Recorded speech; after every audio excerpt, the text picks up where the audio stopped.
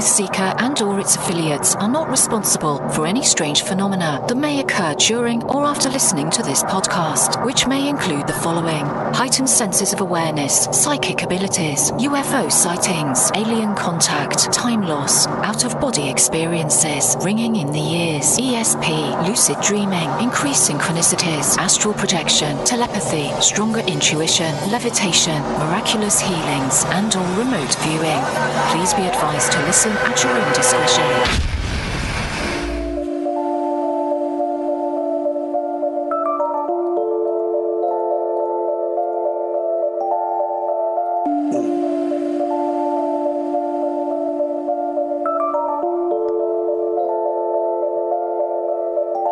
Won't you come and take me away? I just wanna be with you. Won't you come and take me away?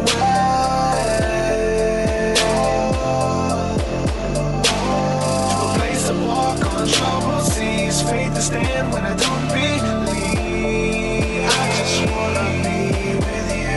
Won't you come and take me away? I just wanna be with you. Won't you come? You are now locked into the TruthSeekah Podcast. Gargoyles, psychics, everything's ungodly. Dark savage. Streaming live at TruthSeekah.com. She's not a Christian. Give it up, y'all. Your portal to the paranormal, esoteric, and all things spiritual. She's tampering in dark-sided stuff. And now, your host, TruthSeekah. Ladies and gentlemen, boys and girls, I'm your host, TruthSeekah. This is the TruthSeekah Podcast. Excited, delighted to be with you guys again today. We got an awesome show planned for you. Why? Today is World UFO Day. So yeah, we get one day a year to really go into this topic, and where we're honored for our UFO encounters and experiences, and we're acknowledged by the rest of the world. One day. This is us. This is our day, baby. We're going to make it count. I want to hear about your UFO encounters in the chat, if you've had any. If you believe in them. Do you believe? I had a buddy of mine text me yesterday. Shout out to David McHenry. Text me yesterday. He watched the Bob Lazar interview with Joe Rogan. Bob Lazar just put out a documentary on Netflix about his UFO investigations and experiences and stuff like that. And he said, Derek, I'm still not a believer. Well, I don't know what's it going to take. Usually it's someone having their own encounter, someone seeing anomalies in the night sky, seeing lights that are outside of our atmosphere flying, and you're just staring at it and you're saying, well, I think that's a satellite. It's a satellite, right? You see them all the time. Looks like a little piece of rice going across the night sky, but all of a sudden it stops on a dime. Wow. What is that? What? I didn't know they could stop. They stop, and then they change directions, and then another one comes out of it and goes another direction, and then your mind's blown. And then it leads you to documentaries. Then it leads you to Google UFOs, and you start Googling the work of maybe Dr. Stephen Greer, maybe James Gilliland, like myself, David Wilcock, and you start finding this stuff, and you start going down the rabbit holes, and then you start recording rap music about UFOs and having your own personal encounters and experiences, and going out and stargazing and just having your mind blown. That's what we're talking about. Happy World UFO Day, everyone. We're going to get it in. Today's guest is Todd Medina. We're going to talk about his experiences here in a little bit and how it relates back to spirituality. But first, I can't go any further without saying a huge thank you to all the Patreon supporters. You guys are the enablers who enable me to continue to keep going and do this to the extent that I'm able to do it, and greater. So if you want to support, head on over to patreon.com/TruthSeekah. There's many different levels of giving, anywhere from $100 a month to $1 a month, and you get perks for every level. We have Thursday evening School of the Mystics. We have the Sunday morning Seer class. You get all of my music Everything that we talk about on this podcast, the UFOs, the spirituality, Christ consciousness, Jesus, like all of this stuff, it's in the music. So if you haven't experienced that, make sure you go check out my music. I just put out a new album yesterday. It's an EP entitled the ESP EP, Extra Sensory Perception. So going into some of the details about how the mind works and how we hear, perceive, and receive the voices, the impressions, empathy, all of that stuff, and how it works together within our spirituality. And a lot of people are tapping into these abilities and don't even know it. And I did an album on that. If you want to get access to that, my entire discography, there's 200 plus songs, all available at my Patreon. I want to give a shout out to some of the latest patrons within the last week or so. Shout out to Dylan Mason. Shout out to you, brother. Thank you for coming on board. Shout out to special thank you for the Diamond Body supporters here. Sonny Horath, bless you, my brother. Thank you for believing in my work.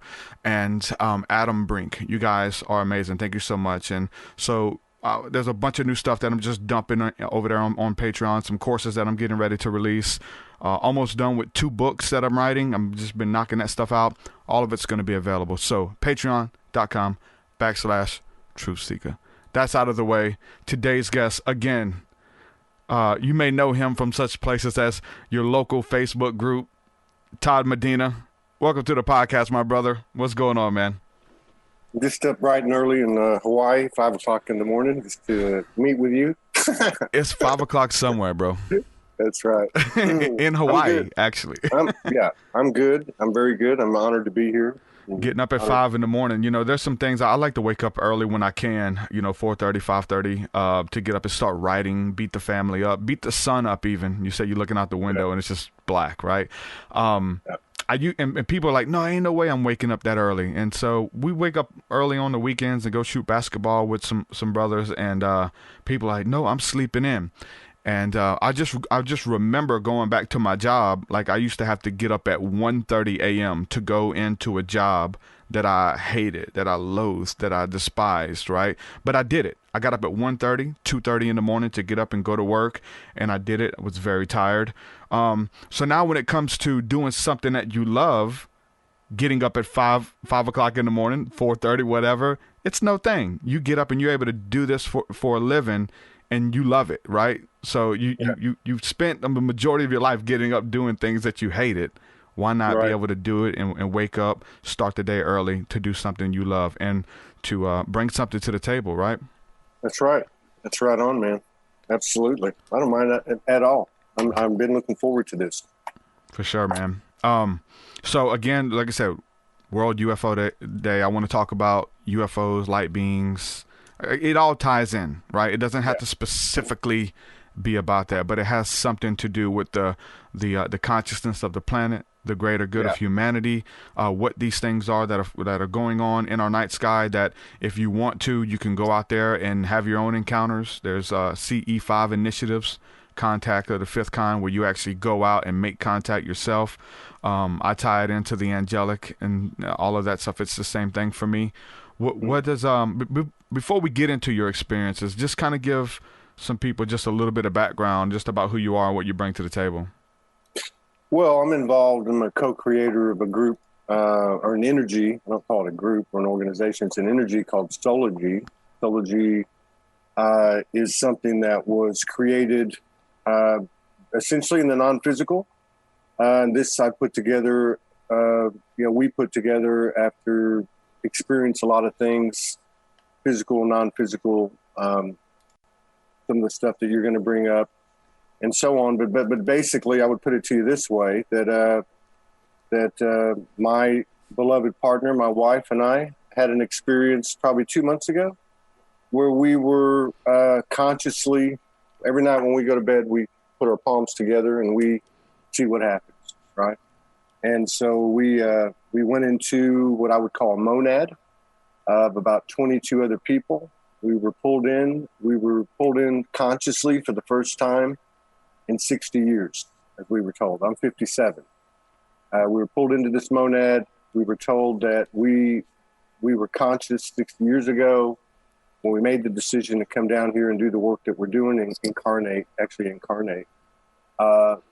Point being is that led me to understand that this energy called Soulology was created before I was born physically.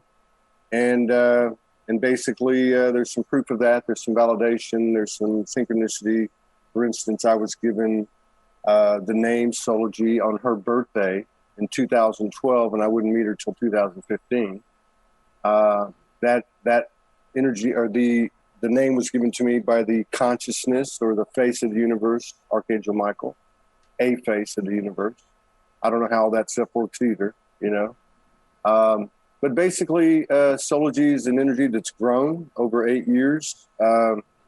We've done a lot of different things, but our primary focus is broadcasting probably about 3 shows a day, pretty much every day. We've done about 1,200 shows to date, probably 3,500 total productions that have involved video. We talk to people all over the world about their experiences. Our belief, our understanding, as a result of it, is that the highest transmissions, downloads, channelings come from conversations such as this, where we speak as 2 conscious divine beings, open, vulnerable, raw, real, and talk about everything, including what we're going to talk about today. Man, that's so powerful. And I see the numbers behind it, right? That's always good. There's a lot of people who are just starting out, and they'll live stream, and they got, 1 or 2 people watching, and they just kind of feel like, nobody's really listening. And it's kind of a place that you have to kind of start out of, from like consistency, making sure that this is not just what you want to do, but maybe this is what you're called to do, and you're doing this for a reason, sharing the knowledge and information. And there's something about it, because the information resonates with people. Like, there's always numbers when you go live. I see how many people watch your episodes. They're gonna, reshare the conversations. It's touching a lot of people. That lets you know that I don't think you've convinced anybody of anything, but you're letting people they've had their own encounters, and essentially what you're doing is just vocalizing their experiences, and now they found like this common ground with you, and they believe in the message, and it's kind of just this big network, it seems like. Man, talk a little bit about the power of networking and coming together with other people to do that. We have hard numbers because we're really only represented at this point on YouTube and Facebook. Nothing against those matrix constricting vehicles, because God bless them, but because of our inability to gather all the metrics, which is primarily a Facebook issue, I can only go with these numbers. We have 65,000, which I'd say about 60 to 65% of the people are engaged every week, which is a lot. We're talking 40,000 engagements of the people that are documented as following. But there are some metrics that I've had a chance to get a hold of, and then they've been taken away, which tells me we probably reach about 1.5 million people a week, of which about 25% engage us. So there's a lot of people coming through the door. As far as the networking goes, I mean, if you look at the literal physicality of it, if you look at the human I need proof part of it, you'd have to stick with the numbers I just gave you. If you look at the etherical, the non-physical, to include what I've received, information I've received and such, the network is huge. There's been many groups that have, I don't want to say been born, but maybe been born out of the creativity and energy of Soulology. There's been shows, channels that have been spawned by it. And as I understand it in my communication with the universe, this is the point. This is the objective. It's not about notoriety. It's not about, fame, credit, fortune, and all that. It's about getting the word out. And I think what you're saying is a very good point. We don't have a dogma at Soulology. We don't have a doctrine. It's all about the truth, and everybody's truth is relevant. But you know how the truth is. What's true today, you can wake up tomorrow and there's a higher truth. It doesn't make you a liar or the universe a liar. It just means there's a higher truth. So I'm a real big proponent of the spontaneous, intuitive, creative, imaginative, and courageous. And that means in the moment. In the moment is really where our most powerful opportunities to fulfill our potential and to create further expand this universe is in the raw and the real, especially in this time and space that we're all in, because regardless of what you follow or what you believe or don't believe, we're in a very special time, very, very special time. And the last thing I'll say about that is I think we're at a point where the consciousness is reached that we can stop looking at all the sensationalism and all the conspiratorial stuff. I'm not saying it doesn't happen or didn't happen. Yeah. But we are the power. Yeah. We are the power. And so we need to stop giving it away. That may sound like preaching, but we have the power. We're divine human beings, and ain't nothing can stand in our way unless we hand that power over.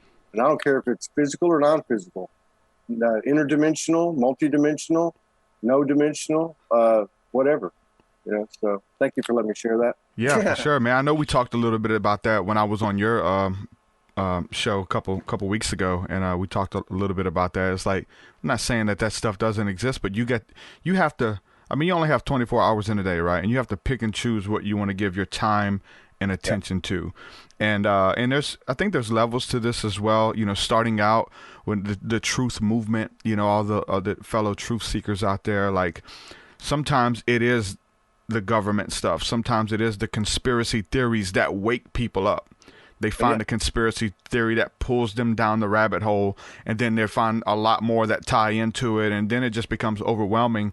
And some people have actually dedicated their life to it, and that's cool if that's what's called them. Yeah. But for a lot of us, I feel like it's levels, especially when it comes to the government or politics or whatever. You may get in through that, but then, like, I know people who are like doing protest and marching and all that stuff, and like you usually find out that, hey, it's not really working. What seems to be working, instead of shaking my fist at Parliament, shaking my fist at the government and at Trump and all of these people, doesn't really work. And these marches aren't working. What is working is when I quit trying to change the world, but I start with myself. Let me change myself. Let that expand out to my family, my friends. Let that expand out to their families and their friends. And essentially it goes back to the scriptures. And Jesus said, like, once you get the Holy Spirit, you start at, Jerusalem, Samaria, and then the world. You start at home, you branch out a little bit further, and then it has a worldwide effect. So instead of trying to change everybody else, start with yourself spiritually, morally, consciously, and then in the midst of that, you're changing the world, right? I agree 100%. You start with the circles closest to you. In the circles I run in, people talk a lot about divine marriage, divine union within yourself, where you marry the masculine and feminine within yourself. I mean, there's a lot to be said for that. That's been written about for thousands and thousands of years, but anything that's been written, I have to question, and everyone's got to make up their own mind. But yeah, aside from any affinities people have for this version or that version or this version or that version, the bottom line is it's about self-reliance. We are, to quote from the Bible, made in the image. Show me a progeny in the universe, a child in the universe that isn't made in the image of their parent. So why, we either accept our divinity or we don't accept our divinity. But I absolutely want to just say, with all respect, that yes, there's many people that have been on your show that are out there doing what they feel they need to be doing. And they did wake up a lot of people. They did help a lot of people to begin to discover their own spirituality, their own divinity, their own truth. Because I guess it's all the same thing. And so I think they should be commended, and as we all should be commended for showing up here in this, in hell's heaven, as I call it.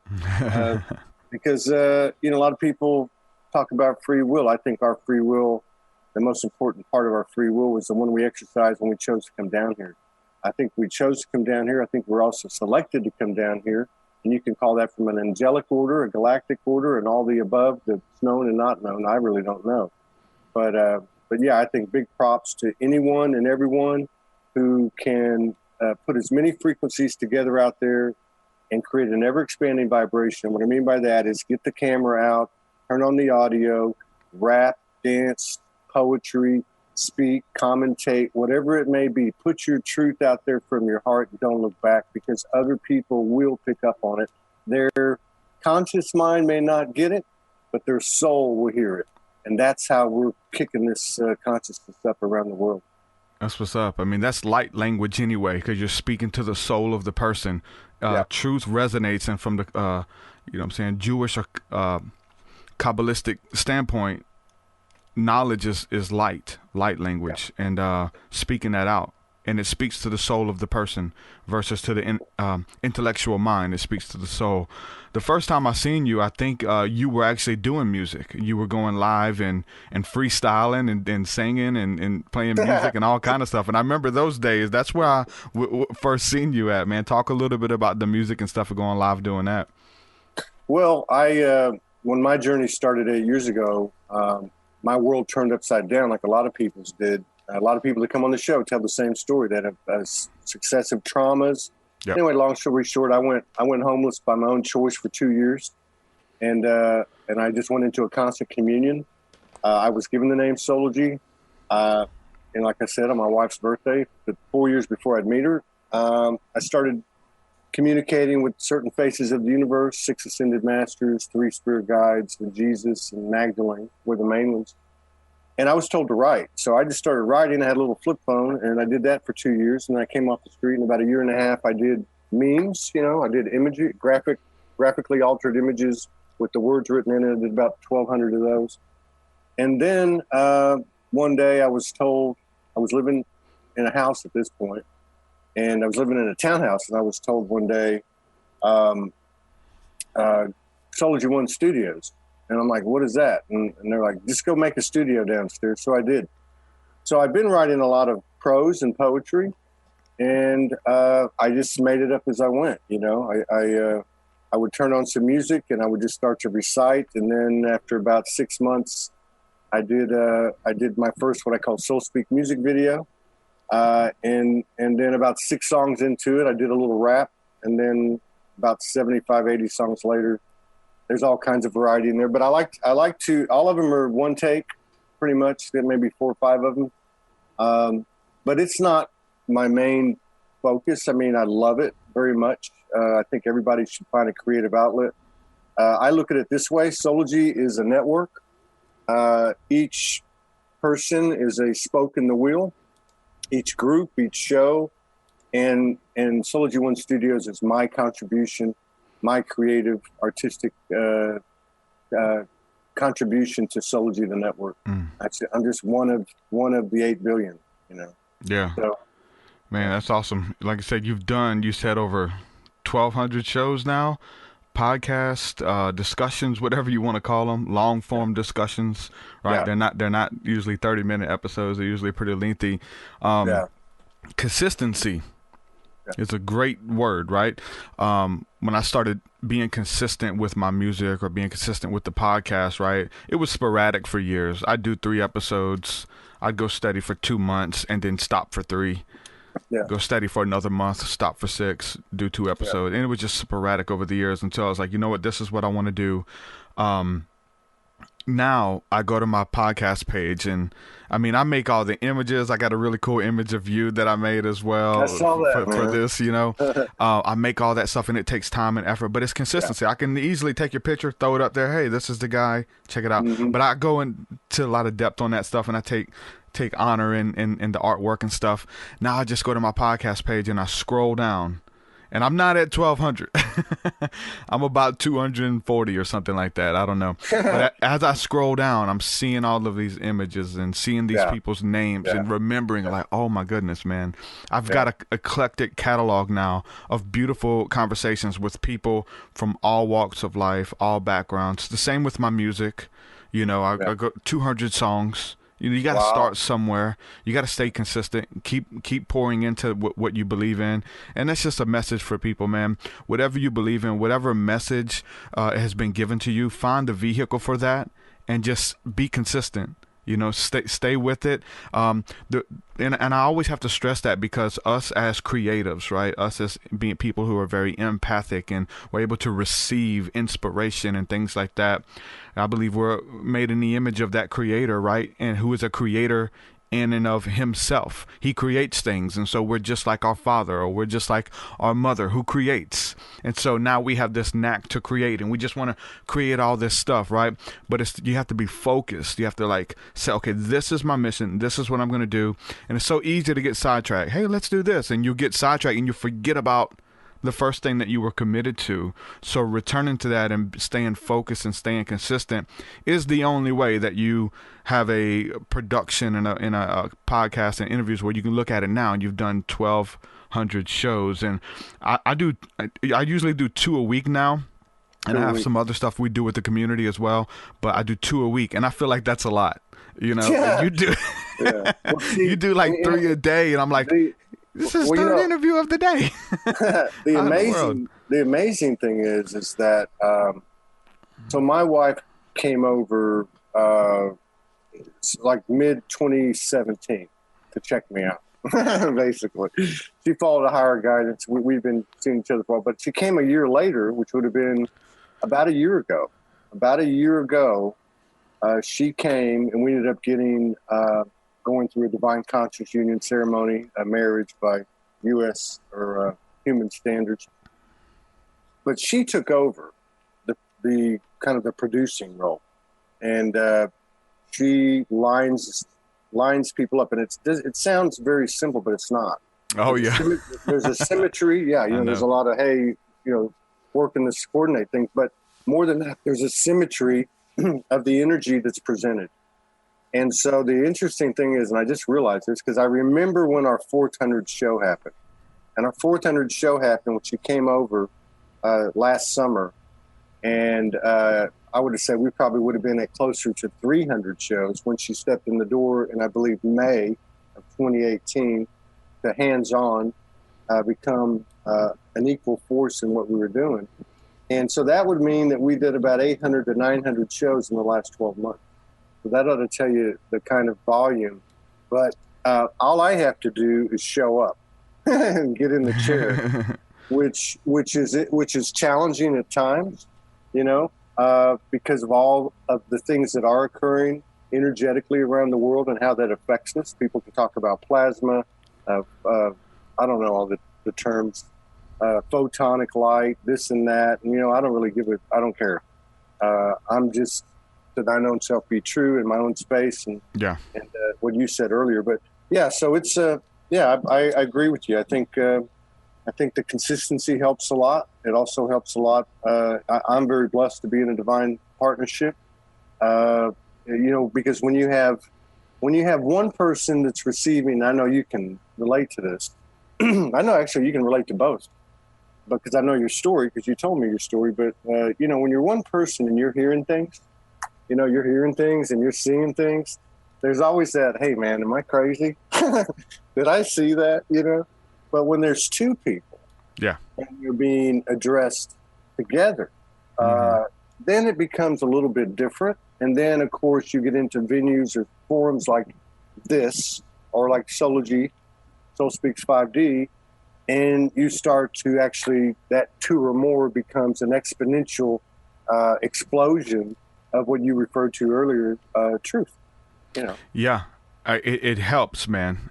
It really does. Because I think a lot of it starts by yourself, though. It's like the inner work, right? And then when other people get to come in and share in that with you, it helps. And so it helps for me because, I listen to podcasts like Joe Rogan or some of the people talking about DMT and the third eye, DMT being released in the brain, and you're imagining these things. Yeah, you're imagining them. But then when two people are having the same encounter, hold on, how were we both imagining the same thing that's happening? You know what I'm saying? Yeah. So. And on that note, and I love what you do, what I do. I listen to Joe Rogan sometimes. I'll listen to other talk shows, but I think as far as any certainty, absolute, and I'm just using this as an example, DMT, for example, I don't think anybody knows what the hell they're looking at. The only thing that's important is what they know they're looking at. But I think that's a very good point, what you make, that if let's say, and I've done DMT, and let's say that I imagine the whole thing. How do you explain to people who go to bed every night, clasp their palms together, through the direction and instruction from the higher aspects, the higher realms, God, goddess, source, whatever you want to call it? How do you explain them having the same experience at the same time, to include clairaudience, clairsentience, the visuals, the whole 9 yards? Some she might see more than I do, or vice versa. And we've still had, obviously had experiences on our own too, because both have been documented. Much of mine been documented. She was a little more secreted. So how do you explain that? Yeah, that's the beautiful thing, because it even ties into the UFO encounters and UFO experiences. So again, I'll listen to Joe Rogan, and they're talking about the UFO experiences. Oh, you're just having this secretion of DMT to the pineal gland, and it's creating this spiritual experience for you. Okay, that accounts for you, maybe. But what about all the other people experiencing the same thing with you? Even, I like to talk about this, though, this in there, Terrence McKenna, talking about psilocybin mushrooms and psychedelics and things, and he says that concerning the UFO community in the 70s, right, 70s, early 80s, he said, what we in the drug community or the DMT psychedelics community have over the UFO community is we have repeatability. We can consume DMT, smoke ayahuasca, and then go and meet with these machine elves, if you will, beings whenever we want. But you in the UFO community are just kind of left up to chance for the experience, right? This is something that Terrence McKenna said back in the day, but now we have something because of the work of Dr. Stephen Greer, because of the work of James Gilliland, coining the term CE5, close encounter of the fifth kind. We know the fourth kind is when you get abducted, taken upon a ship, and you fly away or whatever. But the fifth kind is not when they come to you, it's when you contact them. And so the CE5 initiative, we've actually done it. I've put out, we've created events, and people all over the world say, hey, at this time, we're going to go out and we're going to stargaze, we're going to meditate, and we're going to see if we can see anything, if anything's out there that wants to say hello, and cover ourselves in prayer and kind of go in that way. And people are having repeatable encounters that you can facilitate these encounters with these beings, angels that have been here since the beginning. They're watching over us. They have our greater good in mind. They literally hold space-time continuum together. They have helped structure this thing, right? And to be working on their team, to be a part or be in the know with these light workers, these beings that are here to assist, to know how this energy moves and flows and things like that, it's otherworldly. So you need other people to talk about it, because I remember going out by myself and having those encounters and not knowing who to talk to. I was scared to talk to my best friends, and then I told some friends, and then they quit talking to me for a long time, and I'm like, and I don't think it was because I told them that. I think it was some other stuff going on, but still the mind messes with you. You're like, man, now I can't talk to nobody. Everybody thinks I'm crazy until other people start having these encounters as well, or until you start going live on Facebook and doing podcasts, and other people are coming out the woodwork and saying, look, I've had many similar encounters as well. Here's what happened to me. This is what I do, and this is what the messages that I've received, Yeah, absolutely. Yeah, and I think, that, I mean, today's, what is it, National UFO Day or World UFO Day? Yeah. So in the spirit of honoring, respecting what the theme is today, I'll keep it to that. I think that's the reason, one of the reasons we're here. But I will say this: it's not just the UFO encounters or the alien encounters, the ET encounters. It's everything. It's and I'm just going to use words here, and I don't want to get lost in semantics, because I do not believe that there is anything anything in this universe that is not comprised within my body. And I mean my spirit body. We just can't understand everything here. But that's opinion. I want to stay away from opinion. But what I will tell you is through the experience of 1,200 shows, I see many people had the same path. They woke up early, and I believe yours was the same way. You had some abilities, then you end up getting married, and you get a matrix job, and you kind of go to sleep, and then something wakes you up. You know, usually it's trauma. Not always pretty. But my point is these people doubted themselves. They were called crazy. Some were jailed. Some were institutionalized. Many of them were estranged from their family. Yeah. But crazy ain't crazy anymore. You know, I question everything. I think if you learn anything over the last 10 years in this world, it's to question everything. I don't care who's telling you that. There's a famous quote from the Buddha. There's one from Osho, which is pretty much says the same thing. Don't listen to what I tell you. Listen to yourself. You know, the goddess is within you, you know.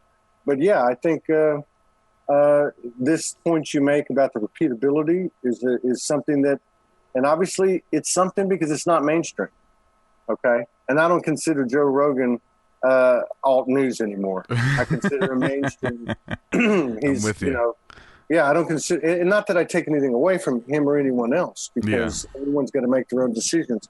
I think I told you before, my stepfather was in the CIA for 25 years. He had a very high level position. He never told me a whole lot, but he told me enough to know that in the mid 70s, you know, the shift was real. You know what I mean? There was a lot of stuff going on and known by someone who was in a compartmentalized organization that essentially was probably pushing most of the buttons in the world, you know. But so my point is that's another thing you can look for. You can look for what's not being put out there in the alt news, what we might call alt news, or the mainstream.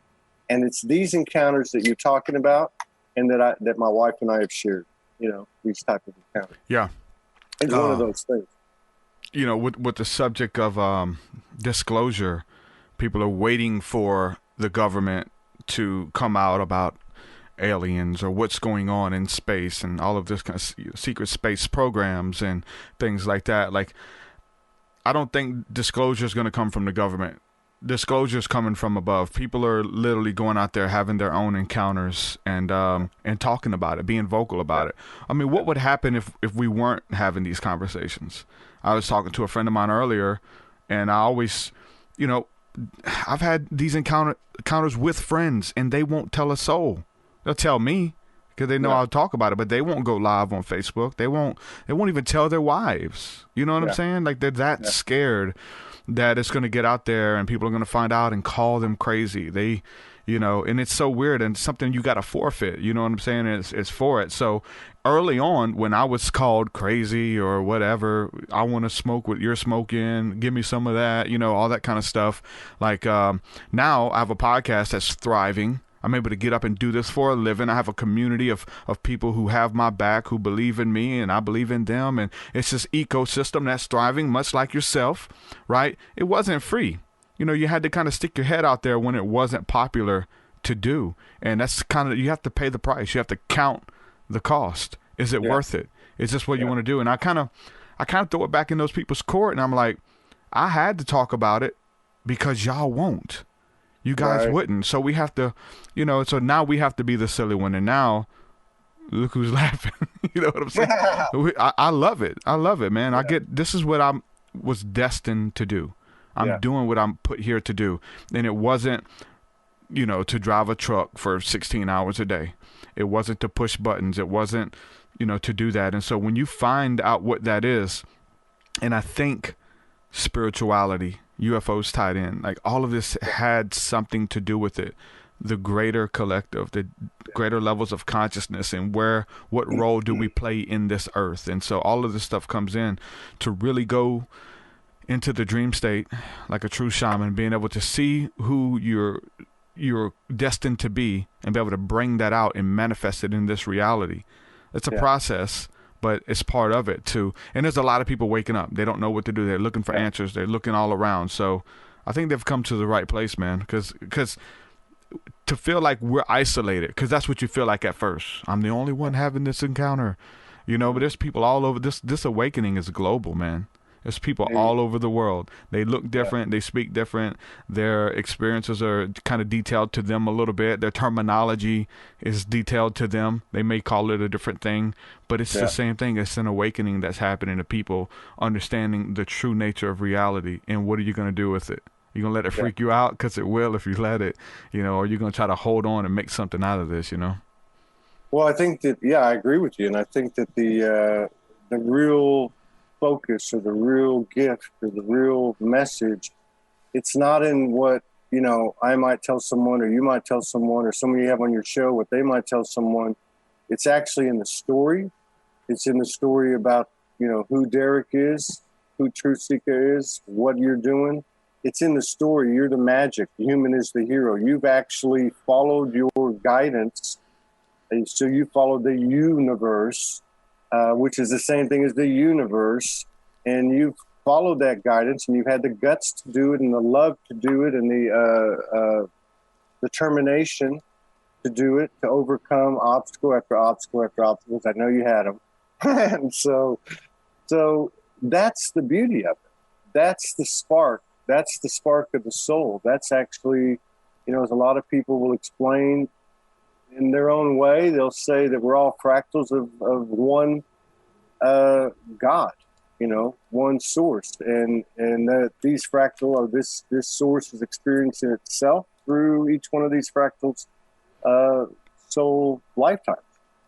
This is what it's all about. What you're doing. It's not. The emphasis is not as strong as it used to be on these disclosure topics, on the conspiratorial topics. We all know the jig is up. Toto's ran behind the curtain and discovered that it's a little old man that's the Wizard of Oz. So this has gone to a higher level just because we know more. Actually, everything parallels with that. Our ability, when you know more, our ability to take in more that we couldn't take before. For instance, if you were born 100 years ago and you were talking UFOs, most of the people, look what happened in War of the Worlds with Orson Welles. He scared half the country to death, doing a radio show in 1935, right? So what happens is we become more aware. We can actually take in more information now. If you want to classify everything as light or knowledge, experience, whatever, wavelengths, photonic light, whatever, we can take in more. It's not going to fry our brain. There's a strong knowing around the world in the circles I run in. And these are channeled transmission, downloads, experiences that are being shared, that our bodies are being converted from a carbon body to a light-based body. There's a lot of people, such as myself, that have these symptoms that all are, like you said, repeatability with the UFO encounters, These are people having the same experiences around the world. The other thing I would tell you is there is a school of thought, and I'm just saying this to put information out there. I'm not saying, what I believe or don't believe. I'll try not to. But there's a school of thought that there were first wavers, way showers that came down here that have a certain level of memory from the higher aspects of whatever that is. They came down here on a mission, and that is to be part of this great awakening and ascension. You might call them blue rays. I think there is in fact, I know because I'm part of it, there's a network of these people all around the world having the same experiences, getting the same intel from infinite intelligence. And it's becoming more clear and clearer every day. And I see it actually becoming very cohesive and moving into like a synergetic pattern where it's taking on a huge power that is very new to this contemporary world, but I think we're going to see more and more of it. And it involves the angelic, the galactic, whatever we want to call all that stuff. Mm-hmm. Okay. The angelic, the galactic, the UFOs, light beings, and just for the record, like I think a lot of the experiences that I've had, we're seeing these lights that are flying in and out of star systems and traveling the heavens. I don't think that they're literally like nuts and bolts ships with beings on them. Now there's that too, but I think the majority of what I've encountered have been these beings made out of light that are traveling. Orbs. Yeah, Orbs. like orbs. Yeah, but they're huge, you know. Yeah. And they travel the night sky. It's in all the holy books, the angels of light. The book of Psalms says that the Lord God maketh his ministering spirits, his warring angels, as a flame of fire. And it's repeated in Hebrews. And, I go back to the scriptures. That's what I'm studied in. Mm-hmm. And even some of the stuff, when it comes to the word UFOs or what the Bible we would call chariots. The Bible calls them chariots of fire. You look up and you see these fiery beings. The word seraphim translates to the fiery ones, the ones who are made out of fire. It's something, they're made out of the fire of God, and we've been able to encounter them. It opens up a whole new realm. The word chariot in the Bible is comprised of 3 different words, and in the spiritual community, it's a word that we know all too well, or 3 different syllables: the mer, the ka, and the ba, the Merkaba, which is a vehicle of light. The ancient Egyptians believed that through meditation, you can turn your body into a vehicle of light and travel with these beings to be able to go to heaven, to have these encounters through meditation where you leave your body and you are a pillar of light. And there are certain yogis and different belief systems who practice this, and it makes me wonder, Jesus and Philip in the scriptures practicing bilocation. They was able to turn their body, and then they were like 300 miles away in the next sentence, and like I said, suddenly they were here, or immediately they were translated to this place. Being able to move, to turn your body into a vehicle of light.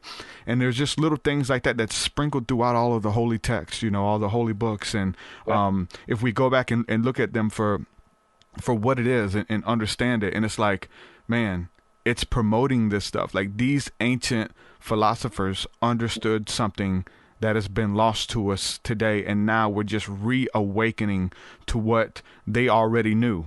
And it's beautiful.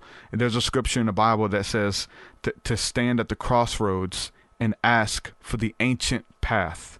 And there's so many people who are doing that. I mean, I think the whole DMT ayahuasca movement is people who are returning to their indigenous roots. They're looking up the religion of the Native Americans, the spiritual practice. What did they do? Whatever they did, I want to do it. It was they were at one with their brothers and sisters, and they were at one with the earth. We've grown so far, removed from that we even put on shoes to walk outside on Mother Earth, and we don't even have a connection that way. So people it's coming from within. They are wanting to return, like the Bible says, to the ancient path and ask. And it says there you'll find rest for your soul. Yeah. Going back to the ancient path.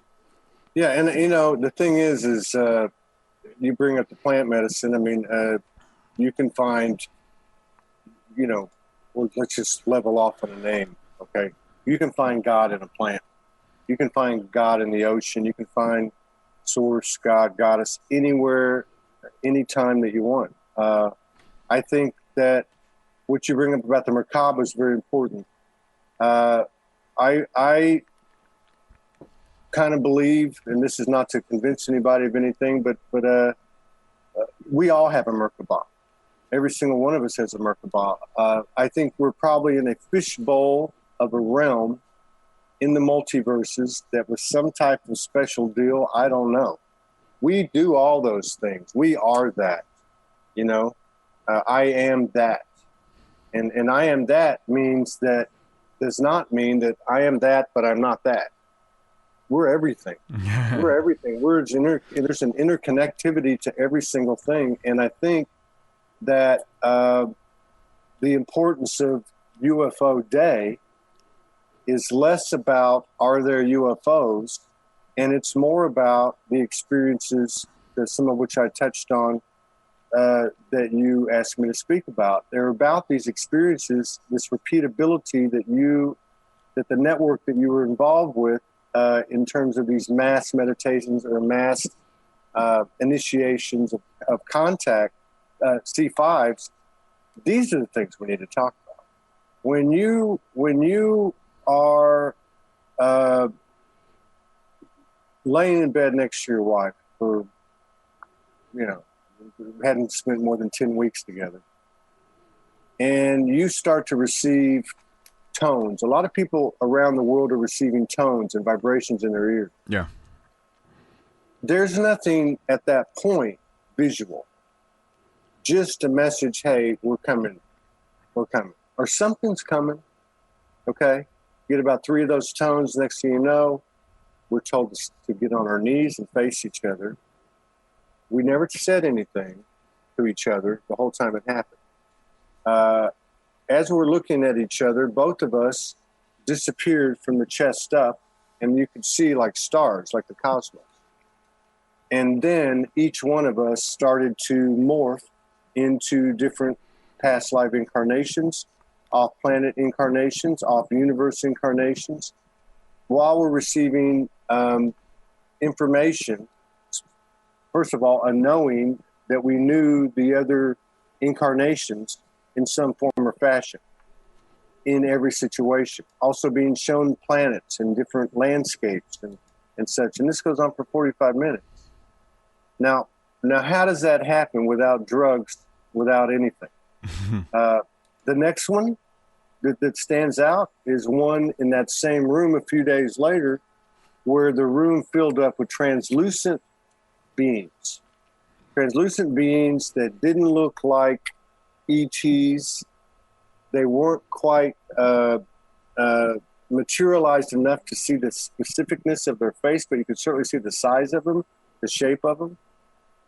We have an encounter where this room fills up with quite a few people, or quite a few beings, and some things happen, including we were not in a bad way, lightly touched. A couple of them entered my body from behind, and I came to understand later these were 2 aspects of me, one Syrian, one Alpha Centaurian, both that I've communicated with. That first encounter I told you about, when it was over, where our faces were morphing into incarnations where we'd known each other, and this was 45 minutes of these, a man stepped out from behind my wife and kind of nodded at me. We both saw him. He looked like Santa Claus, and he kind of made a gesture to me, and then he walked through a wall. I understood it to be the energy of Merlin. Why would I, and there's some other things that synchronize with that and validate that. I don't understand all this stuff. I think the universe speaks to each one of us in its own unique way, and everybody's truth is the truth. And what's true for me may not be true for you. But anytime we sit here and throw down absolutes and say, well, it's got to be this way, or it's got to be that way, or it's got to be this way, we need to pull our human head out of our ass and start to understand that to be a divine human is an honor, it's reverent, it's a gift. We are on equal ground with any archangel, angel, and any essence out there, demon, whatever. We are sovereign, free souls. We have dominion over ourselves. This is the only piece of real estate that I can possess in the entire universe. And nothing can own me, and I can't own anything else. Okay? Because if I do, that's a universal violation. But the bottom line is, if we're going to really step into, embrace, and be that which we came here to be. We didn't come here to be small. We came here to represent the universe. But if we're going to do that, we need to start thinking in terms beyond what we think we know and beyond it having to be explained in a literal sense to be proven to us. This is a nonverbal language that the universe speaks that is muddied up and loses its authenticity when we try to write it or speak it. I don't give a damn how good of a rapper or a writer you can be. You're gonna lose some of that. So it's a silent language. That is the universal language. It comes in geometric shapes, colors, waves, all this stuff, and the symbiology, the symbology of your everyday experience. Everywhere you go, you're being told something. You're being shown something. That's where you get the 11-11 and the 55-55 or the coincidences, or you run into somebody and it's just a coincidence. Oh, or you think of something and then 6 hours later, it's you're holding it in your hand. These things are happening and it's real. But it's fueled by our faith in it. So the more we work the magic, the more we work the unseen and say to hell with the world, what they think. The more we do that, the more it's reciprocated. The more it's reciprocated for one person, then you have the flower of life, and it explodes into a big soul gas because it's contagious. That's awesome, man.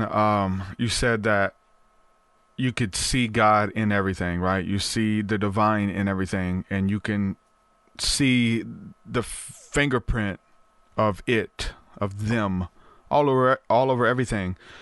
But no, you can't. You can. There's some people who are still asleep. They don't believe that any of this exists. They believe that this is the work of science fiction, that there is no spirituality, there is no other realms, there are no light beings, there are no angels, there is no God, there is no goddess. And so that's how they perceive life. And so you're talking about the reality, that person's reality, believing in it being true. To them, it is. To them, that's life. Like, it doesn't get it. I mean, you're born, you come here, you die, it's it. There is no other, you know what I'm saying? There is no afterlife. There is no heaven. There is none of that stuff. And so to them, that's their truth. And in their mind, it is their truth. Like, literally, they live their life based off of that. They make decisions based off of that, to their detriment at times, maybe to their peace. It helps them get through life, and they're good. This is what they've come here to experience, and it's good for them. And it's good when you believe in something greater than yourself, especially with it being good.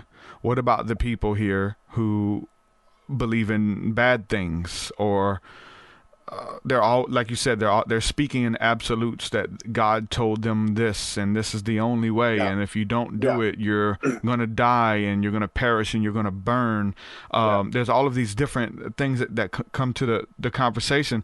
To that person, like, that's their truth. Like, and especially if they don't tell you, they're going to burn. Like, if I don't tell you, I'm in trouble with my power. You know what I'm saying? And I don't necessarily agree with that, but they do.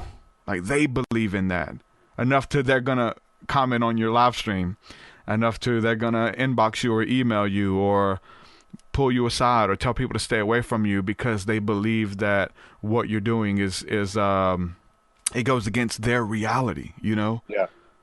And that's so true. Like, because like they say, truth is truth. There is no changing it, It's truth for you if you believe it. If you don't believe in it, it's not true. When we go back to the scriptures with this, Jesus said that whatsoever you believe, nothing shall by any means be impossible. Well, I can go outside and have a CE5 meditation, and I can contact the angelic order that created everything. No, you can't. Want to bet? If I believe it, my faith will join it. I'll go out there and I'll receive it. I will manifest it and believe it. So whatever you can believe for, you're talking about, it grows in levels. Hold on, if I can do that, I can shake this 9-to-5 job and get to love what I do for a living. You know what I'm saying? It just into every area, every aspect. If this person needs a healing in their body, well, I believe that I can talk to them and speak that healing and move some energy around. And let's just try it. Let's try it and believe it. And then you do it and something happens and you're like, oh, blown. Your faith goes to a higher level. You have a higher degree of faith to do greater things. And this is all throughout the scriptures, man. That's why I love it. It makes so much sense. And whatever you can believe for, the Bible says nothing shall by any means be impossible to you. What is your nothing? All nothings are different. You know that, right? Like the things that you're believing for, the things that God has put within your spirit to manifest, to bring to this reality. Some of it seems impossible. Some of it's further away than other things right now where you are. But it's not impossible. But we're believing for different things because of what we've experienced. There's people who have never experienced this. They think that we're special, that it's only special people who get to experience this. And they don't know. It's for those who engage it. It's for those who step out and try it, right? And that's how you build your faith, to start believing for greater things. And whether it's this far out spiritual, mystical stuff, which we love, we talking about it, it's for practical stuff too. It's for being at peace with humanity, being at peace with yourself. You know what I'm saying? Being, walking in forgiveness and not letting anyone judge you and let that stuff cling to you, man. It permeates every area of your life. Yeah. Well, you said it at the beginning, I mean, look, show me one person out of 8 billion people on the earth that can convince the rest of the world that there's a hereafter, that there's eternity, or whatever you want to call it. But the way I look at it is, look, I'm living and breathing right now. I'm living, breathing, doing, being Todd, and doing the things I love. This is all the eternity that I'm ever going to see. You understand? I mean, all I know is what's going on right now. Now, if anything comes from that, then that's a big plus. But we're life. That's all it is. I mean, we can read the books, the sacred texts. We can go back to the Vedas, which came long before, came 3,000, 5,000 years before the Abrahamic religions. Okay, and you can see evidence of a nuclear war and the ET presence on the earth, not just in those books, but other books. There's so much stuff here that all that stuff that's happened, everything that's happened is going to be there for us to read about and watch the movies and whatever the case is, right? But what hasn't happened is what we're doing here right now, where we are and where we're going. So to hell with everything that's happened. I think we've all learned to forgive ourselves and forgive others and put the past behind us and not take it with us.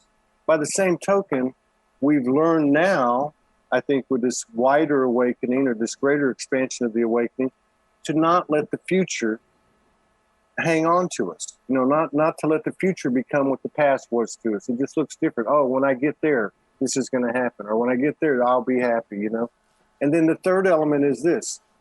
We're all receiving infinite intelligence.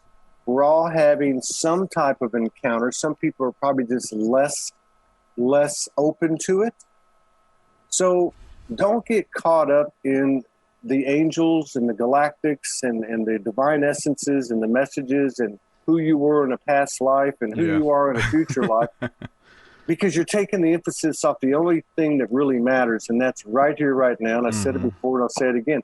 You're only going to be the truth seeker one time. You're only going to be Derek one time. I'm only going to be Todd one time. By God, let's make it good. Yep. And not allow anything, whether it's incarnated or disincarnated, to take away our power. I don't give a damn if the whole world tells you you're wrong. If you are in alignment with your wholeness, with your God, with your goddess, your source, your higher self, your multidimensional aspect, however you want to put it, okay? With the elementals, with the earth, with the moon, the stars, the sun. If you are in alignment, follow that, because there are people all over the world that are doing that are creating these fantastic fairy tale stories. You're one of them, okay? You're one of them. You listen to your heart. I know what part of the country you live in. It's not like that's the most progressive part in the world. I lived and worked there. So for someone to come out, come down to have the path you had, to actually have this transformation and be doing it with the style and grace that you do it, these are the miracles, and they're happening everywhere. I interview people every single day, and their stories are freaking amazing. They're absolutely amazing. They're humanity, they're divine humanity in motion. And what's happening now through shows like yours and shows like Soul Speaks 5D is these people are having the courage to come out and talk. And you want to know why there's been so much hesitation? Primarily because of all the suppression of the feminine frequency that's half of our makeup throughout let's just say the last 2,000 years. Okay. We can talk about Jesus, but why don't we talk about Magdalene?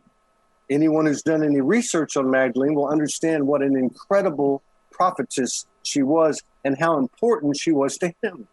And she's not the only feminine.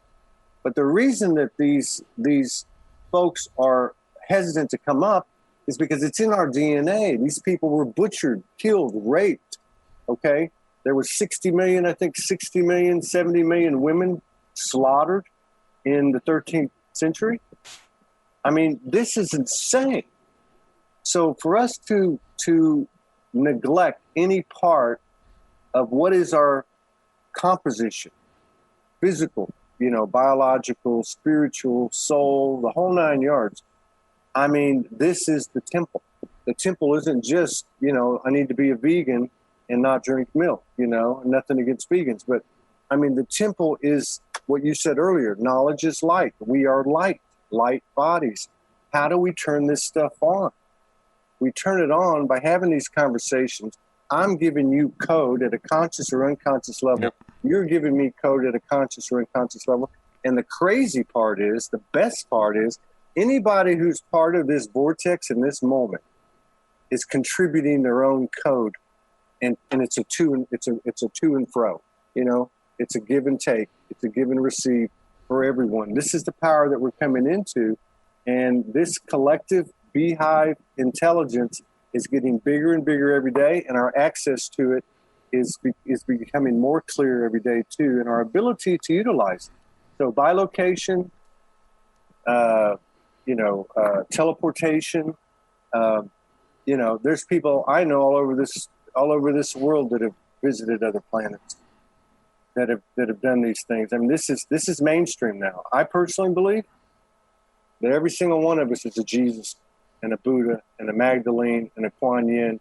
And that's what makes this age so special, is because we're all going to be part of this colossal, universal, ground crew that transforms the most dense realm this universe has ever seen into the highest form of light in its moment in time. This is where I believe we're at. And this is why I say over and over again, the human is the hero. Yeah. The human is the hero. Let's stop waiting for spaceships to land. Let's stop waiting for a chariot to come out of the sky with an icon holding 2 lightning bolts blowing fire out of his ass. Let's stop waiting. We've been waiting on the universe all of our lives, but maybe it's the universe that's been waiting on us. Yeah, that's good. And maybe we need to put our boots on and be the mature, flowering, blossoming, courageous, trailblazing, valiant souls that we are. And regardless of whether you think we're warm dirt when this thing's over, or we go into the 72 levels of heaven, or whatever the case is, the bottom line is, you're only Derek one time, I'm Todd one time, and by God, at this point in the game, if we allow this world to slow us down in our personal journey, that's a choice that we'll have to live with. I'm not going to live with it. Yeah. It's usually part of the story at some point, right?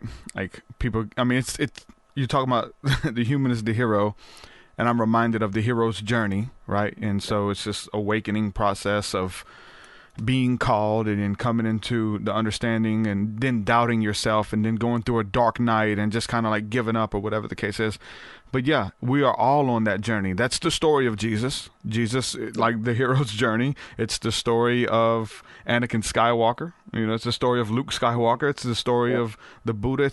They all play the hero's journey, and it's mapped out, and you just have to see where you are. And we are the heroes of the story, whether we, it's, you mentioned Merlin. That's synchronistic. We watched The Kid Who Became King yesterday, at least half of it. It's a long movie, but it was about Merlin coming into this reality. It was about the spirit of Merlin coming into this reality in a different body to teach a young kid that who he was called to be. The Merlin, the King Arthur of this generation, which is insane. Insane that you missed it. Brought it up. The Kid Who Became King. It just came out. It's pretty good too. Pretty good. But yeah, we watched a good bit of that yesterday, and so, man, everything just works together for your good, man. Everything works together. Whether it is the setbacks become a slingshot if you learn from it, right? And learn to quit making the same mistakes twice. Quit learning to give in to temptation. Quit learning to be intoxicated by the applause of the people.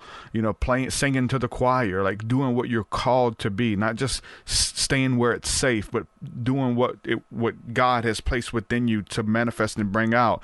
It's not easy. Healing isn't easy. Forgiving isn't easy. If it was, then it would be something natural. We tend to hold grudges and get offended and get hurt and carry it with us for years. But letting that weight go and doing the inner healing ourselves, healing the healers, so that we can go forth and heal the nations, man, that's what it's about. So UFOs, spirituality, it all ties in together. And it's awesome. Let me ask you this, because you've interviewed a lot of people.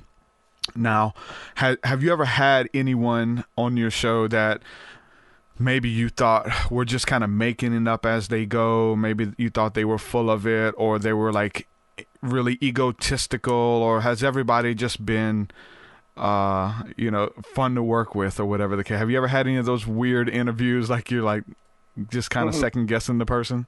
I had this one guy, TruthSeekah, on, and I felt like no, actually, I really enjoy. No, that's not. I had to say this. So, my wife has been downloading, let's just say, for 20 years, in solitude, in anonymity, like many, many, many women, particularly that I've met, that have been on the show and that I've just met online.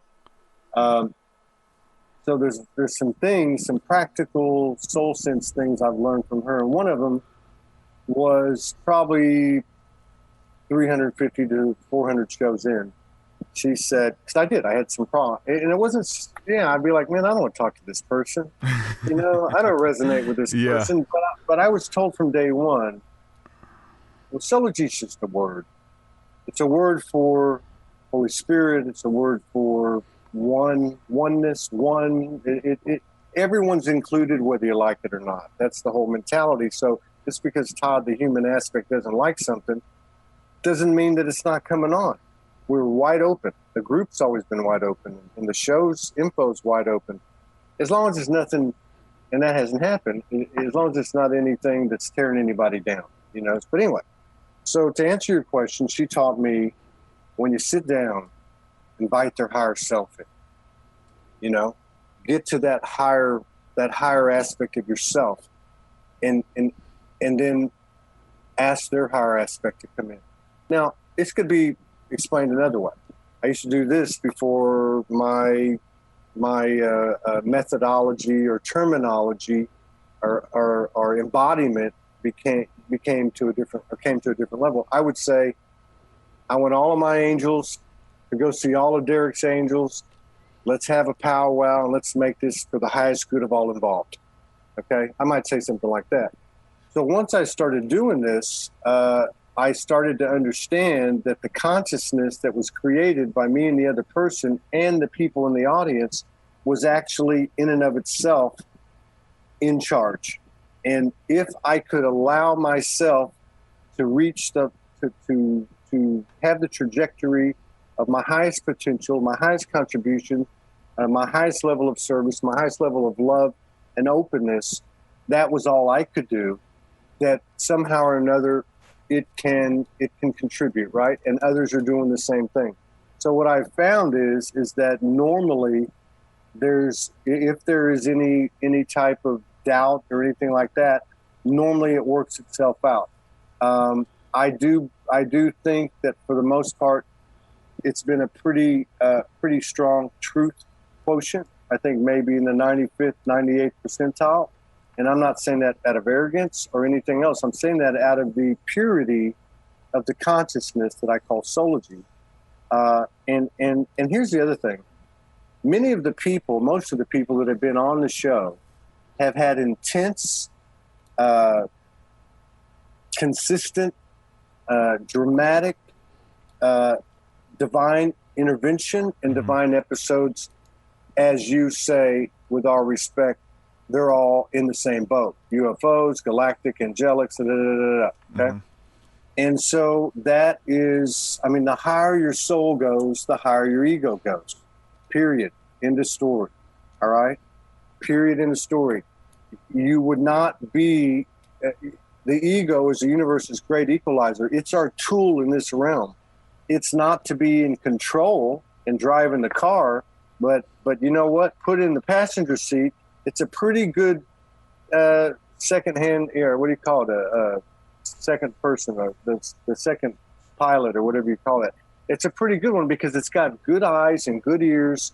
And yeah, it's a little bit self-absorbed and survival, paranoid about its survival, but it can sure tell you a lot if you keep it in check. It's your shadow. I wrote something the other day, don't walk to the light, walk with the light behind you, because that way you can see your shadow every step of the way. Our shadow is part of us. Our ego is part of us. Every single thing that is part of us. And we've spent a lot of time trying to disengage and disassociate and separate ourselves from parts of us. Well, if we're doing that, don't you think we'll be separating ourselves from other parts of the universe, of God's creation? I mean, we are the temple. We are made in the image. Everything that has comprised us, that we've liked and not liked, is part of us, and it is in our best interest to a perfect or near perfect alignment to love every part of it. I know you had a lot of experience with dark energy. I did too. You know what? Today I've got no problem with that, and I occasionally run into something that might be kind of scary. That would have scared the hell out of me 5 years ago, but it isn't anymore. I just look at it in the eye, open my heart, and say, I have complete faith. I am all parts of darkness, all parts of light. I am the universe in its entirety. Come give me a big hug, and then be on your way, or whatever. I'm just being funny and paraphrasing it, but this is such a powerful trip that we're all on, but we are the dog chasing its tail, and it's time to shift or get off the pot. You know what I mean? Yeah. I mean, it's time. The shadow is powerful in many aspects, whether we look at it as our dark side, right? Yeah. Those dark nights of the soul where we had to kind of spend some time with the shadow self. I wouldn't give anything to change it.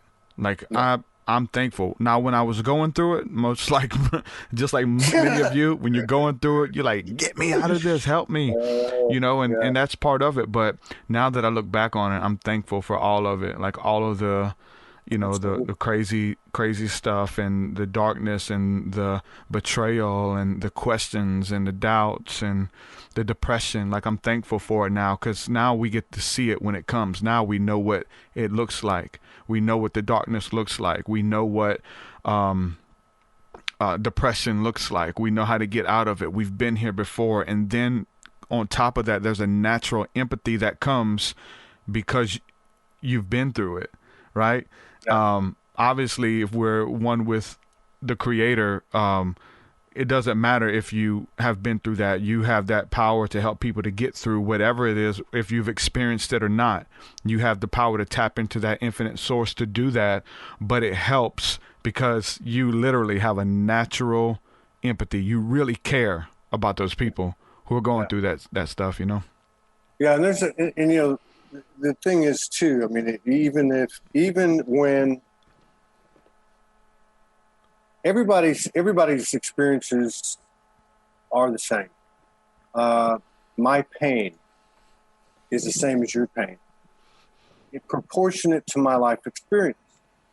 And what I mean by that is that you were saying it earlier, like people might look at you and think, oh, he's had these spiritual experiences and he's something I'm not. And you were making that point.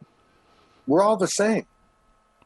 We're all the same. This competition, comparison, frequency, programming is just that, okay? This whole thing that's happening is us really awakening to ourselves, but way beyond what we would have thought you could define it as 10 years ago. If anyone would just consider this, we know, for instance, that the government, or the powerless powers that be, as I like to call them, have been locked into this thing at least 70, 80 years, going back to World War II, going back to Roswell. Now, do you really think that they're the sharpest tool in the shed? Or do you think if you go back to the Nag Hammadi that may, and 25% of it talks about the archons, or you want to talk about this, you talk about that. You know, we're talking about some stuff that's way above this 1%, okay? So even that stuff that's coming at us from those different places, be they demonic, by human terms, angelic, still has no dominion over us. They're there to assist us. They're there to help us find ourselves. So I agree with you. I think in this realm, the shadow is the gold. You know, and I've learned a lot of this through my wife because she's a energy worker and energy practitioner and a shadow eater, basically, is what she would define herself as. But that's where the gold is. What is a shadow but a fear? You know, I mean, that's really what it is when you get down to it. I mean, we can cliche this thing all day long, but I'm going to tell you something. The reason I brought up the thing about we're all the same is because I know you've had what many would consider demonic interaction. I have too. Yeah. Okay. I've been laid out on a table and filleted like a fish, you know, more than once. And I wouldn't wish it on anybody. But I'll tell you what, I run into that now, and it's not a problem. And that's not arrogance, because you know how the universe treats arrogance. That's humility.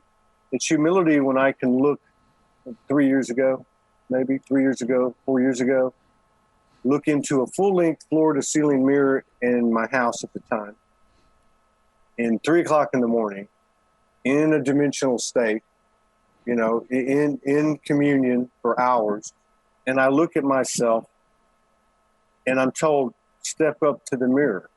I step up to the mirror like just my foot right against the wall, and I hear these words. I say these words. I look at myself right in the eye. I am soul. That's all I know. I am soul. And I watch the image of my body turn into an ogre. And it looks at me and says, are you sure? And I said, you're damn right I'm sure. I am soul. And I watched it shrink like into a little cartoon and just walk away. My point is that those demonic things, you know, too much light and too much dark are going to bring you to the same place. We talked about ego a minute ago. Too much light, you know, like you're doing all this good. You get all this attention. You wouldn't be normal if it didn't affect you. It's one thing to see it come in and keep it in check, but it's another thing to get steamrolled by it. So we're looking for a 0 point here. We're looking for balance.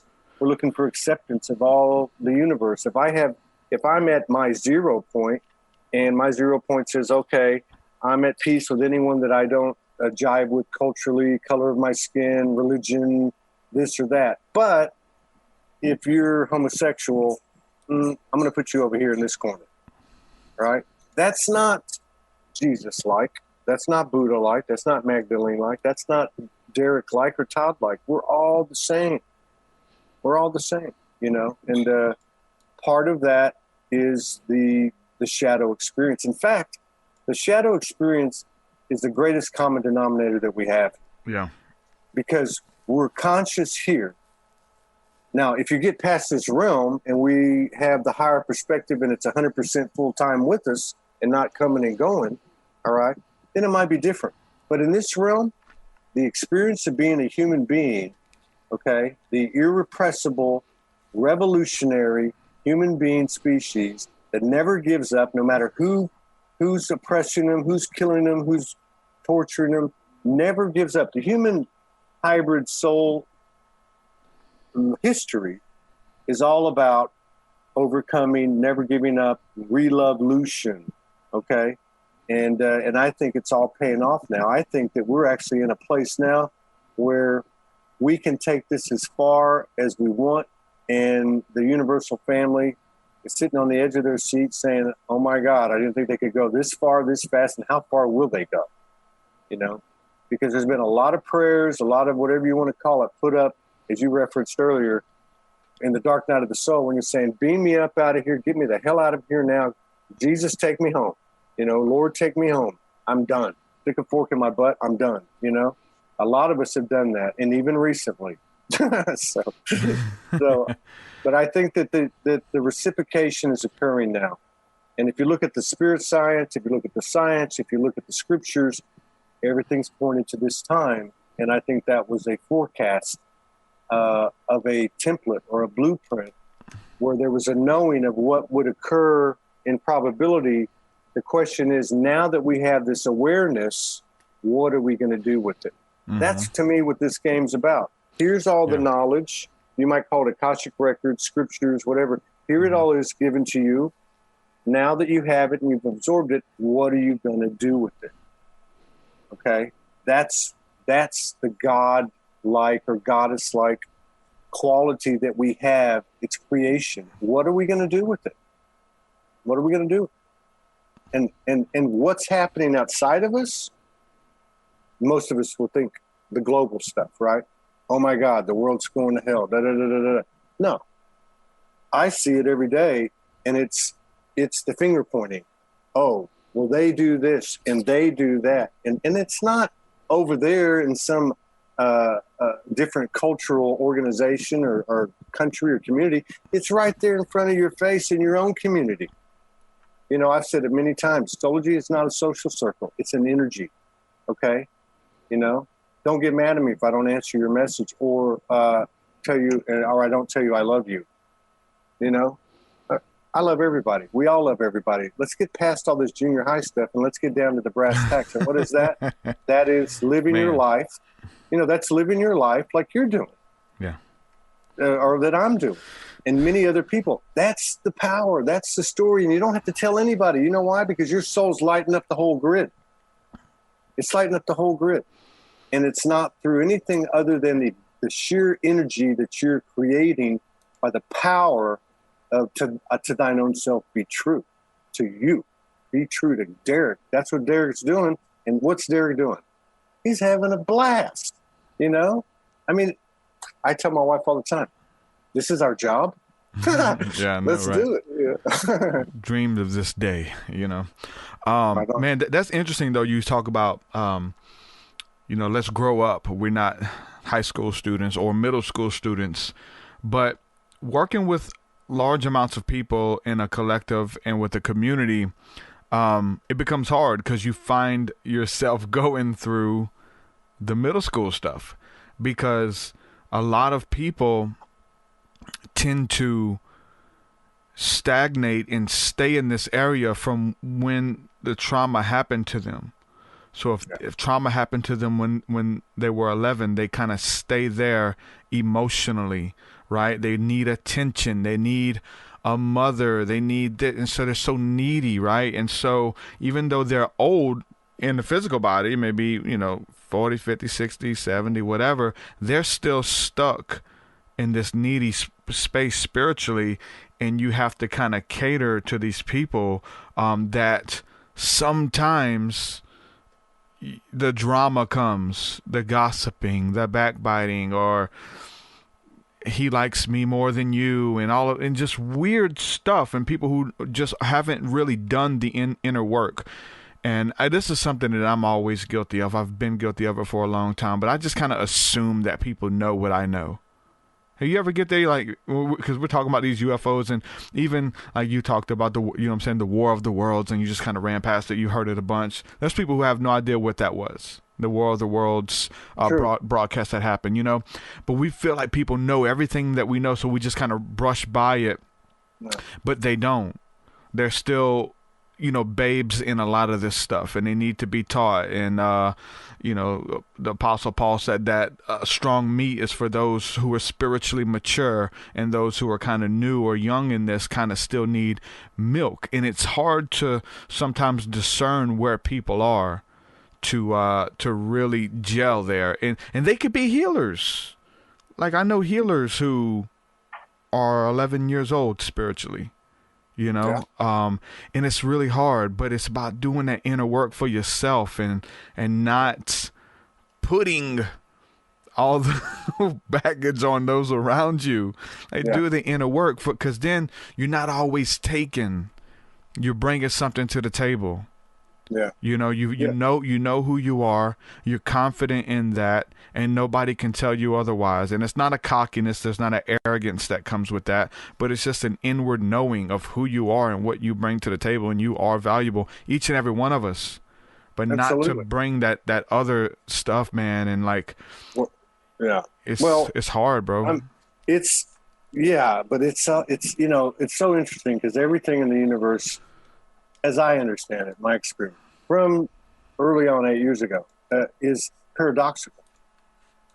You see one thing, it looks like it's up, it's down. You see a circle, it's a square. Left is right, and right is left. So I think what's happening in maybe a less conscious way, but becoming more conscious in this expansion or this awakening, is that there's really two types of frequencies of, let's just call it love, right? And one of them is codependent, and one of them is co-creation or collaboration, all right? So let's say that I'm concerned about Tom and Dick and Jane over here, because Tom and Dick and Jane don't get it, or because they're stuck in their wounded child. If I cater to them, I'm enabling them, right? Yeah. So it takes two. It's a codependent relationship. So the whole yogi guru thing's kind of gone away now. That's why it's not working anymore, because there's been enough people rise in their self-awareness, self-respect, honor, and reverence and love and maturity that have said no. That's why people are giving up on books. They're saying, I don't need that. Not out of disrespect. There's more people writing books. There's less people reading books. The importance is to write the book. The importance is to make the broadcast. Yeah. But I think in terms of, that's what I was saying earlier about, we look at the external, we think it's the global, but it's right in our face. Okay? So if I'm focused on these other people, guess where my focus is not? On me. Now, I don't know about you, but I don't see anybody walking on the water. Do you? I haven't seen anybody, because I'm sure it would have hit the CNN news if somebody was walking on the water. So my point is, until we're walking on the water, we need to be focusing on ourselves, because this is a full-time job. Now, if we do that, we're simultaneously going to send a mirrored frequency out of what we're doing. That's the importance of write that book. I don't give a damn how many people buy it. Do that program. I don't care how many people participate. Do whatever you need to do. Make that artistic piece, whatever you can channel from creation and create your own, and perpetuate that frequency of unconditional love and highest intention and bliss, right? It's not going to come from, there's a lot of wounded healers that are starting to crack, okay? Which means I need to go heal this person and that person and this person, so I don't have to think about healing myself, right? Yeah. This is the shadows. These are the deep shadows we're getting into now. This is where the gold is. This is where the higher alchemical powers, the magic, the healing abilities, we're all healers. We're all shamans. We're all magicians. We're all alchemists. Every single one of us is. And the only difference between us and what we might call the angelics, the galactics, so on and so on, is we had either the foolishness, honesty, bravery, courageousness, balls, whatever you want to call it, to get down here, incarnate into a physical body in this dense atmosphere where you can barely breathe and you feel like you're in an elevator half the time, and actually do this thing.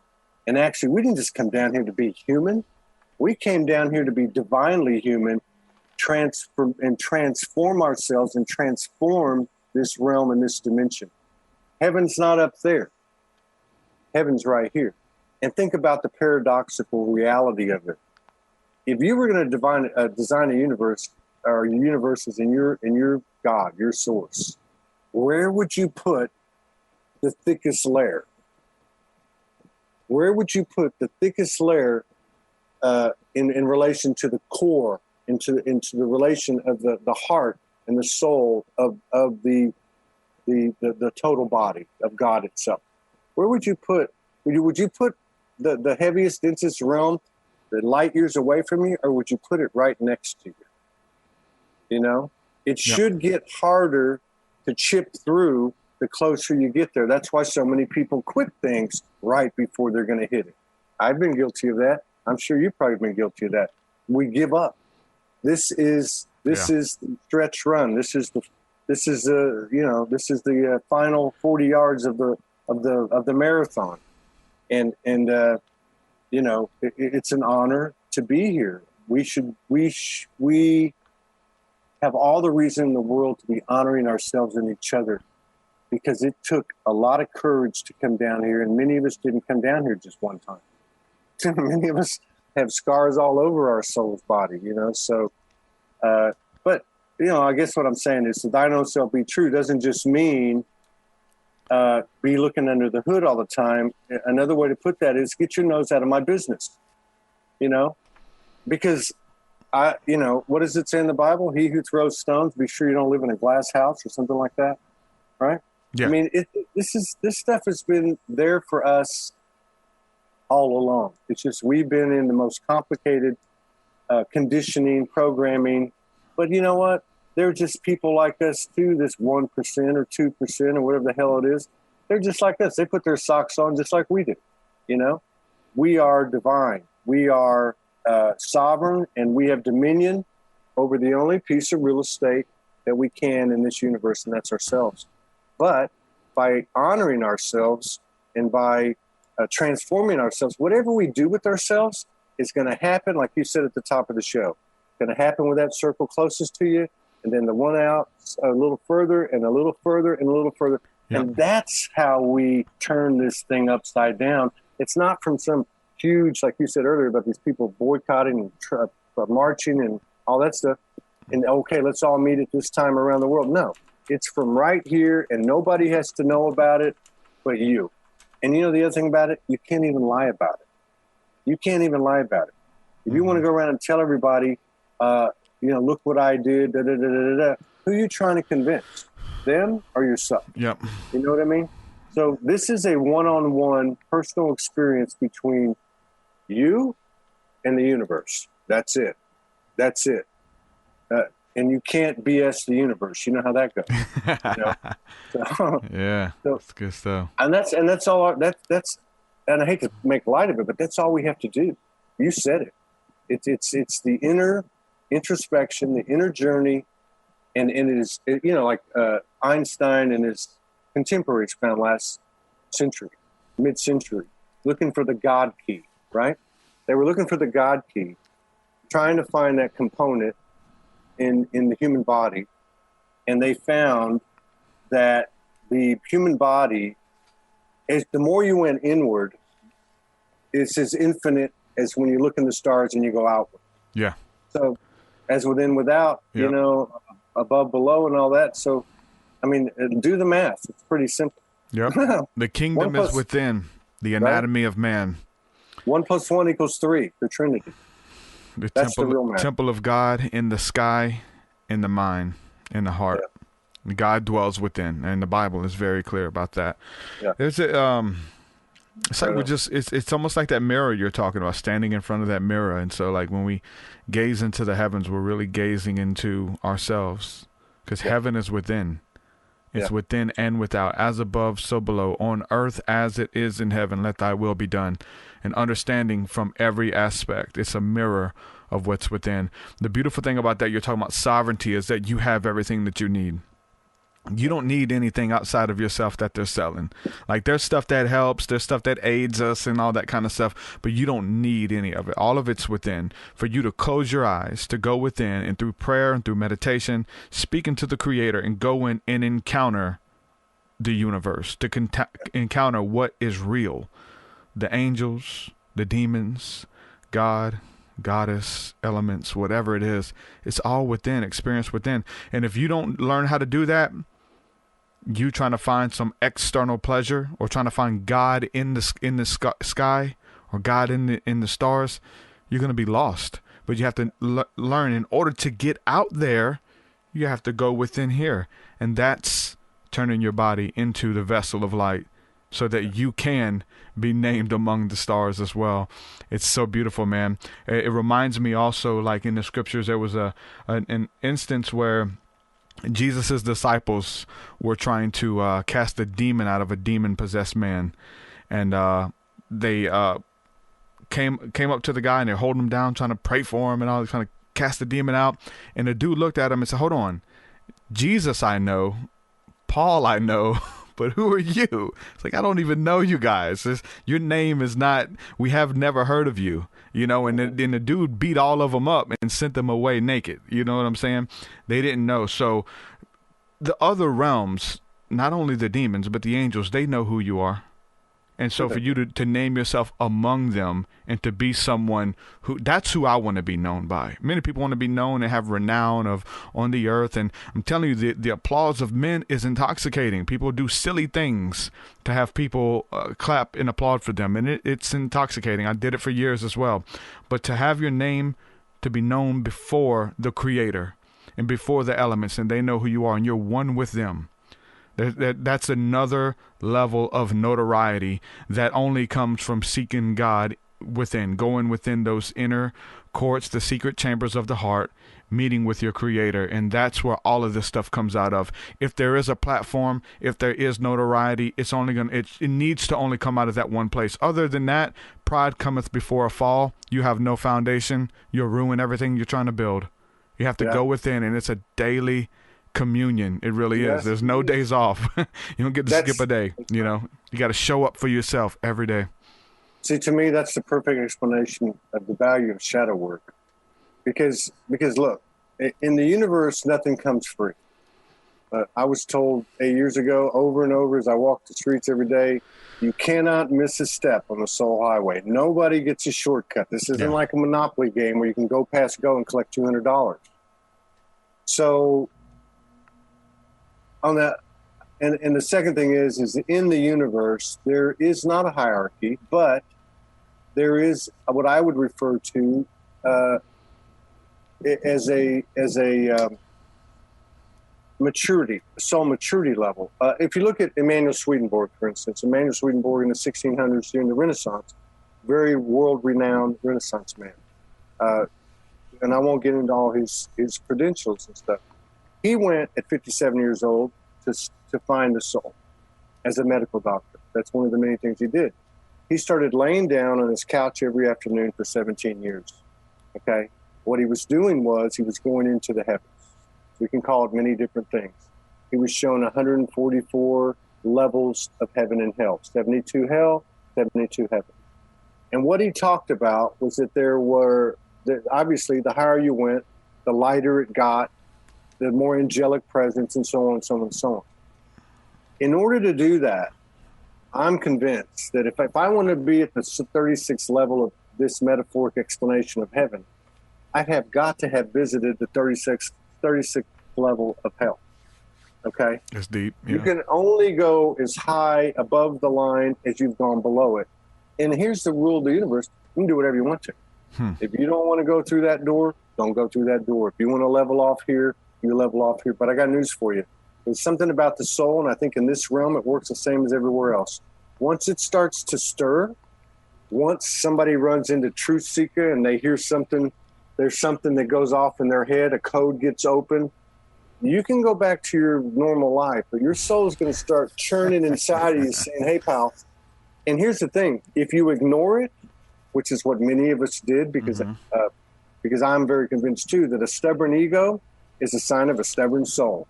And a stubborn soul is probably the best representation this universe can have, because it's not going to stop at anything. It'll even die for the truth.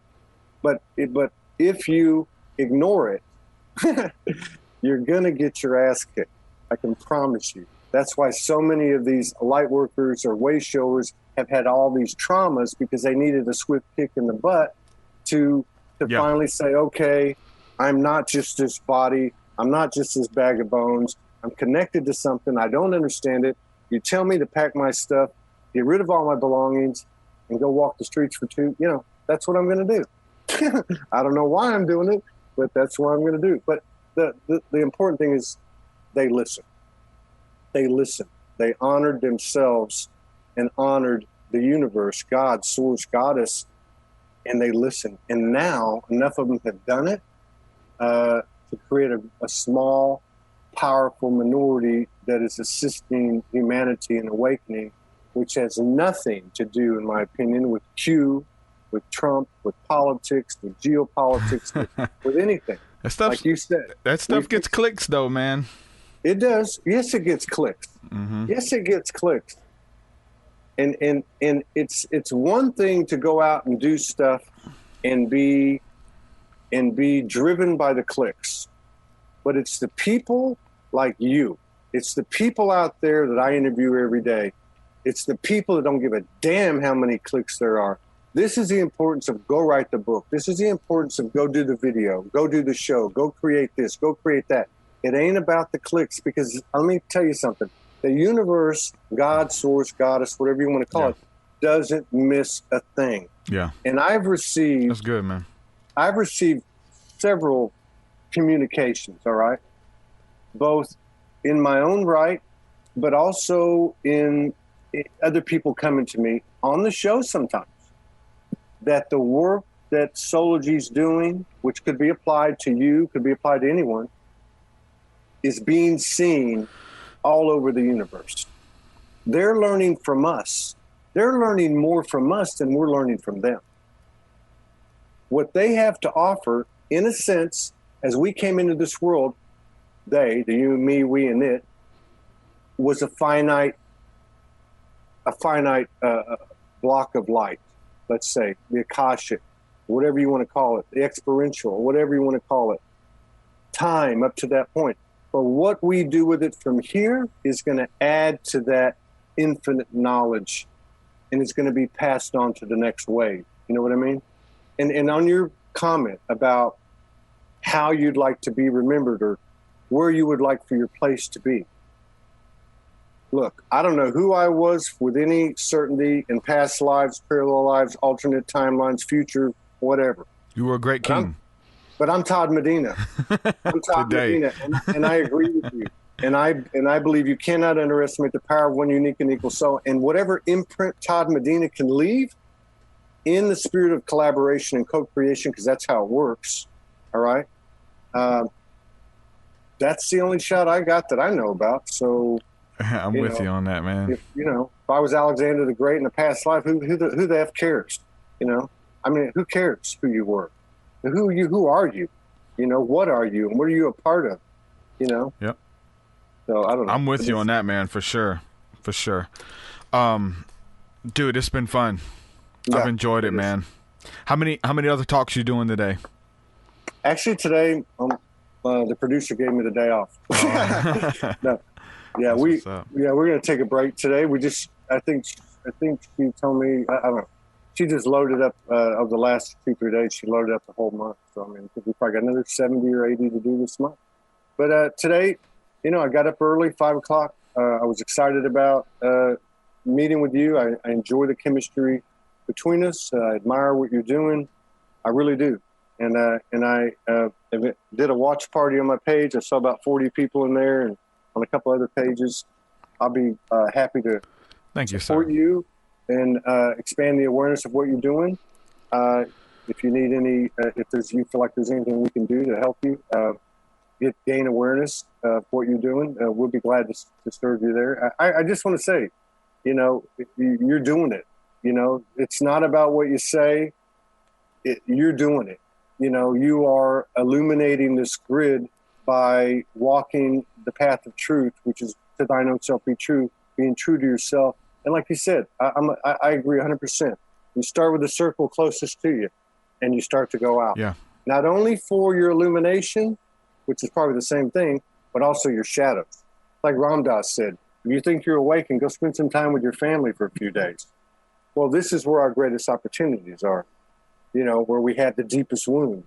But at the same time, from that center of the universe that we are, we illuminate. And I agree with what you said 100%. And I see you doing it, and I see other people doing it. So I just want to say big props to you, man. And if I ever get over that way, we'll have to do a little improv. What would they call that? A slam? a spiritual rap slam. For sure. That's what's up. Well, brother, thank you for coming on, hanging out with me. Let everybody know who aren't already tied in with your work where they can check out what you do, man. Well, you can find us. We've been working on a website for like a long time, so it's not ready. But so we've got well, you know what? I do everything on my Facebook personal page, Todd Medina, for reasons to stay above the algorithms. We've tried it we have a Soulology group. We have a Soulology One Studios page, but we got suppressed too much. So you can watch everything we do on my page. That's where it originates. But you can also catch the replays on YouTube. So we've got a YouTube channel, Soulology One Studios, and I think we've got about 500 or 600 of the Soul Speaks 5Ds on there, probably another 300 videos on there, the music and some different stuff. But we've been more attentive to that since the first of the year. Thank you, Michael Van Patten. So you can find us there, and very soon, or whenever there's a perfect alignment with the universe and it winks at us, we'll have our own website where we'll be promoting a multiple channel app-based or app-accessible network of different shows and different channels, such as what you do. So at some point, I'm going to come knocking on your door and say, "Hey, you want to jump in on this?" It's based on collaboration, co-creation, and what I call 5D commerce. Yeah, which is all about gifting, all about the honor system and paying it forward. So whatever comes into the funnel is distributed proportionate to viewership, and you just keep the ball rolling. And you know as well as I do that the more traffic you drive to a URL address, the more probability and potential you have for sponsors and advertisers. And you know what? This is feeding that non-physical. This is actually doing something that's not been done before, which is what you're doing, what we're doing at Soulology. This is the new magic of old. And this is what the prophets and the prophetesses were talking about. You know? Yeah, this is needs to be talked about as well. This is kind of where the rubber meets the road, because for so long, what we were doing was thriving with this alternative media, with the Joe Rogan podcast that gets more views than your average CNN television show, right? These other, there's so many of them in 5D who's out there. There's Spirit Science and Metaphysics. Like, there was all of these groups that were getting hundreds of thousands of clicks per month. Websites, InfoWars, all of this kind of stuff. The alternative media, big media was suffering. And for a long time they were dying. They're dying. Something happened. We were getting a cut of advertising revenue and all of this stuff. Something happened where, as they looked like they were about to die out, they flipped the switch. Something had to come together. Look, if we're going to save what we've built here, what's always been, we got to do something. Now they've come together and they've knocked out the fact that, okay, you mentioned this word and that word. We cannot serve ads on this episode. Really, you knocked out my chance to make a few dollars off of this, to keep doing what I'm doing. There's that. Then there's looking at what happened to Alex Jones. I mean, everybody deplatformed him, kicked him off of iTunes, YouTube, Facebook, Twitter, everything. And it's not just him. There's other people. There's so many other people. And then the smaller people too. Like, we may just be making just a few dollars a month, and we're on YouTube or Twitter, and you say something that they don't like or they don't agree with. Like, they did something, man, as a last effort to keep their voice, and it is the algorithm. It's all of that stuff. If it's not with what they're pushing for with their agenda, with their political ideas and the political party to get the candidate, it's really crazy. So now we're still trying to figure out this stuff and work through the algorithms to find out ways to gain support to continue to do this and be creative and use our God-given tools to do that. So things such as Patreon and different crowdfunding services and stuff like that totally come into play. Some of my best episodes I can't even monetize because we got a little bit too deep on it.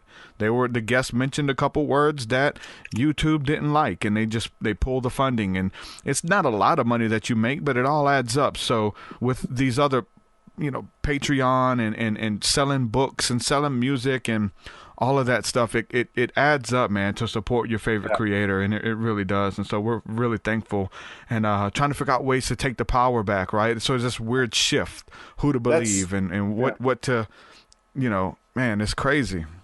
That's and I'll just tell you this and we'll get out of here. I mean, but this whole 5D commerce thing and this thing about a multiple channel network that's app accessible, handheld accessible, I actually downloaded this stuff going back about 5 or 6 years in images and in just different.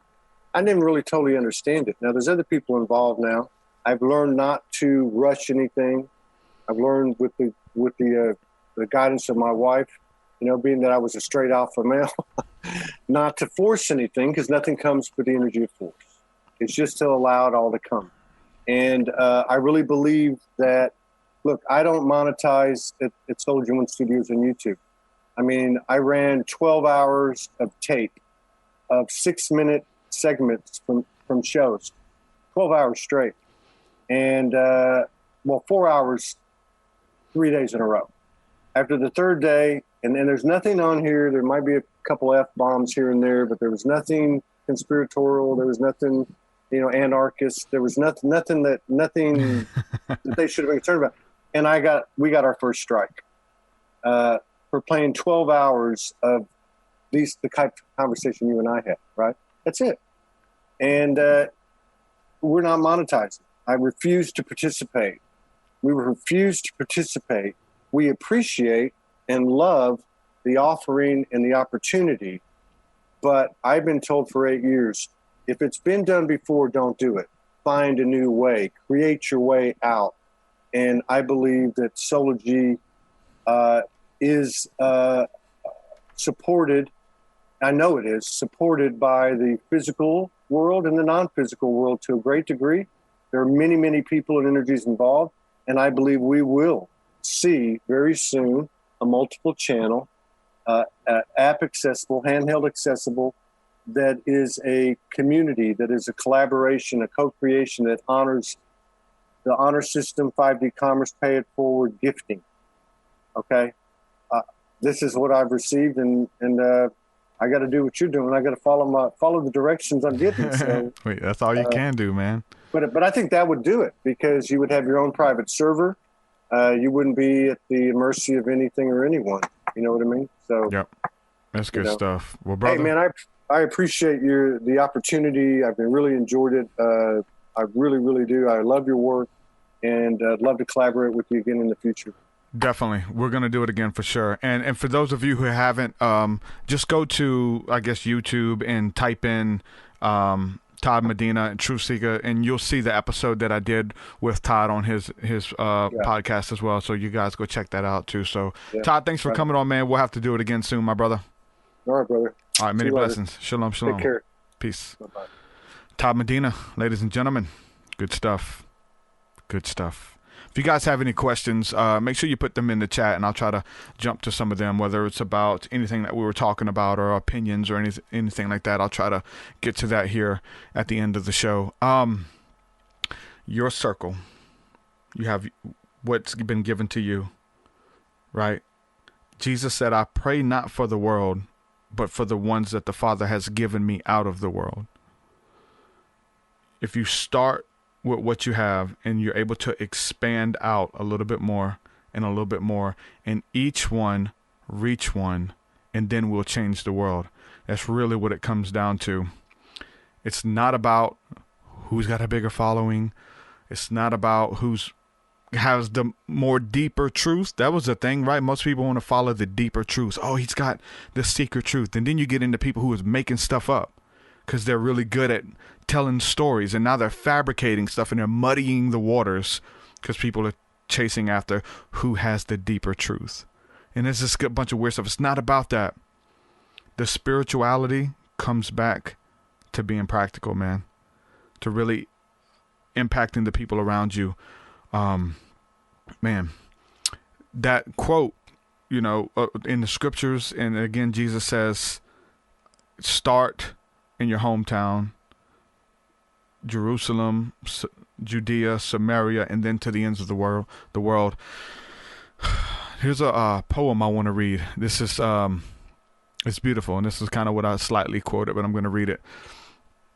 It's called "I Wanted to Change the World," and this is so true, man. When I was a young man, I wanted to change the world. I found it was difficult to change the world, so I tried to change my nation. When I found I couldn't change the nation, I began to focus on my town. I couldn't change the town, and now, as an older man, I tried to change my family. Now, as an old man, I realize the only thing that I can change is myself. And suddenly, I realized that if long ago I had changed myself, I could have made an impact on my family. My family and I could have made an impact on our town. Their impact could have changed the nation.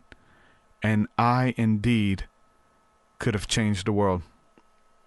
Start with the self, man. Do the inner work, do the inner healing. I'm telling people are marching for all types of reasons. And I'm telling you, I don't think that that's the way change comes. I really do believe that it's an inward change, a personal revival of the soul, a personal, it starts like a wildfire. You have your spark and you go around other people and you ignite them on fire, and then they go out and they start little brush fires, and it just is consumed with the message of love, peace, and understanding. Or on the other hand, consumed with the message of hatred, bitterness, intolerance, egotism, consumerism, all of this kind of thing. Understand what you got. Understand your words are powerful. And you have everything you need within yourself. There's a scripture in the Bible where King David was going out and he became very successful at taking out giants. His renown got known. He was known as a giant killer. And word got back that he was slaughtering all of his enemies. And there was a king at the time, King Saul. And he helped raise David up. But he began to get envious. He began to get envious of King David because he heard the townspeople singing a song. They were shouting, "Saul has killed thousands." They were praising Saul. "Saul has killed thousands, but David has killed tens of thousands." And so since the people were rejoicing greater that David had killed tens of thousands and Saul only thousands, he got upset. He began to get envious. Not being thankful and grateful for what he has done, what he has contributed. And he actually raised up David to see the vision in him and send him out, because greater things shall you do than me. Isn't that what Jesus said? You shall do greater things than me. Instead of getting behind David, hey, we did this together, man. I was faithful to the call, and now you're going out there doing great and mighty things. I've sent you out. Instead of doing that, he began to get envious, and the envy began to eat him up. He tried to kill David. He tried to kill King David because he was jealous of his position and of his platform. Be content with what God has given you. Don't envy what God has given other people. Understand what he has given you. And you're going to have people around you who are envious of you. They feel like they are more qualified for the position. They'll begin to speak every manner of evil against you. They'll become jealous of your platform. They're more qualified. They've been through it all. They know more. All of this. And they have all of their reasonings. And then they begin to gossip and tell people things about you and try to tear you down and try to get you to come out of your character. Try to get you to gossip in your inbox maybe. There's a technology. There's 2 buttons you push on your phone and it screenshots. Be careful, man. Again, I always point back to Roseanne, man, one of the greatest comedians of our day, Roseanne. And in one tweet, she undid her entire career. Now she's the laughingstock.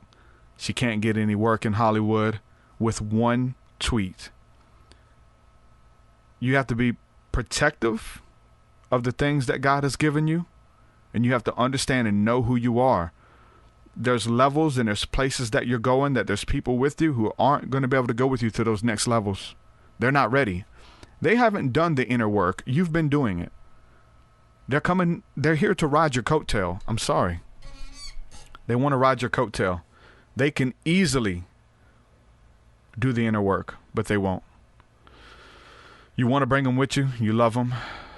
You know, the scriptures talk about how when you rejoice with a company, it's so much more fun because you have people to rejoice with versus having these personal victories by yourself. You rejoice within yourself, but when you have a company of people, you guys can together. And it should be that way. It really should. But there's people who are with you who can't go to those next levels, and they're holding you down. You got to let them go. Got to cut them off. It's part of it. Pulling you back, man. Gossiping, slander, backbiting. People are envious of the call, man. You got to let them go. Speaking negativity into your life, into your atmosphere, doubting you. Nah, you're done. See ya. You know, so many people, so many creators, so many people who are making a difference who would tell you, I wanted to bring everybody with me. Like, I pioneered some things in the music and in the podcast, and I'm trying to make a way for my friends, and they don't want to do the work. Like, I'm not doing all the work. I'm not carrying you. I'm sorry. I'll open the door, but if you don't walk through it and do the work, that's on you. And that's how you got to be. Because you'll be so consumed with what they're doing, you won't be able to do what you're called to do. Understand what that is. I'm telling you, doing the inner work, going within for yourself, communing with the Father, going into the heavens. There's nothing like it. I don't know how far out there it sounds, but it's very practical. Put on some good music, close your eyes, concentrate on your breathing, and just begin to love on God. It's really that simple. Approach it with the attitude of gratitude. Begin to be thankful. I don't have nothing to be thankful for. Take that breath. You're still here. Put your hand on your chest. Feel that heartbeat. You can still claim yourself. You're here. There's time. Take that breath in. Breathe into peace. Release. Breathe in peace. Begin to speak to your body. Begin to prophesy over your day. Prophesy over your life. Prophesy over those friends too. Don't gossip about them. Oh, that's all they want to do is gossip. And then you start doing the same thing that they're doing. Tearing down, destroying with your words. You don't know how to build up or encourage anybody. You don't know how to prophesy over anyone. Begin to prophesy over them too. You have to train yourself, because we're in this matrix where we've been taught this, to gossip, to backbite, to point out the bad. Captain Obvious over here. Do the inner work for yourself. Only then will you reach those higher levels. And that was beautiful how he was talking about the levels that you go through the darkness. The levels in hell mirror the images of where you get to go in the heavenly realms. That's deep. That was good. Those who have been through a lot, those who have done a lot of stuff, the Bible says those who are forgiven much love much. There's that natural empathy. Look, I know what it's like. I've been there. There's no peace there. Stop worrying about what other people are saying. Again, we're talking about politics and other teachers or whatever the case is. Stop being moved and swaying by the opinions of the crowd. People want to know what Q has to say. QAnon. What is Q saying? They're ready for the new things Q saying. Snowden. What is Snowden letting us know? Giving us some truth. Don't be concerned with what these people are saying. Be concerned with what God is saying. Do you know you could do that? That you can draw away and get alone with the creator of the universe, and he will whisper in your ears and tell you things that you do not know and cannot find out. People caught up in conspiracy theories, gossip, backbiting, slander. That's low-level stuff. You will never elevate to the higher levels.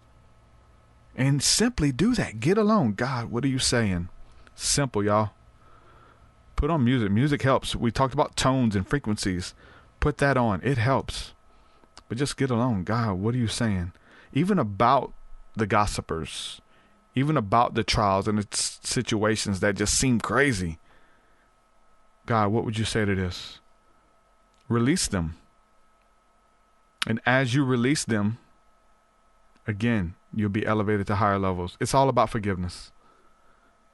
Holding on to stuff that was done to you 20 years ago, 10 years ago, still holding on to it. Healing the healers. That's what it's about. Learning what that is. And for you to facilitate, people are trying to facilitate healing, and they're doing it out of a genuine place because there's a natural empathy, right? But they haven't found that healing. They're still wounded.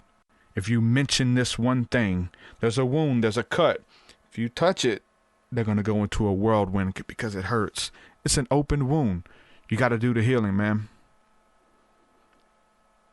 I mean, it's so much, man. Everybody's different, you know, but at the same time, we're all so much alike with the way that we act and react to situations and circumstances. So that's how you learn, through practical experience, through going through this stuff. You're able to tell people, look, this is what you got to do, man. This works. And the Bible says that love covers a multitude of sins.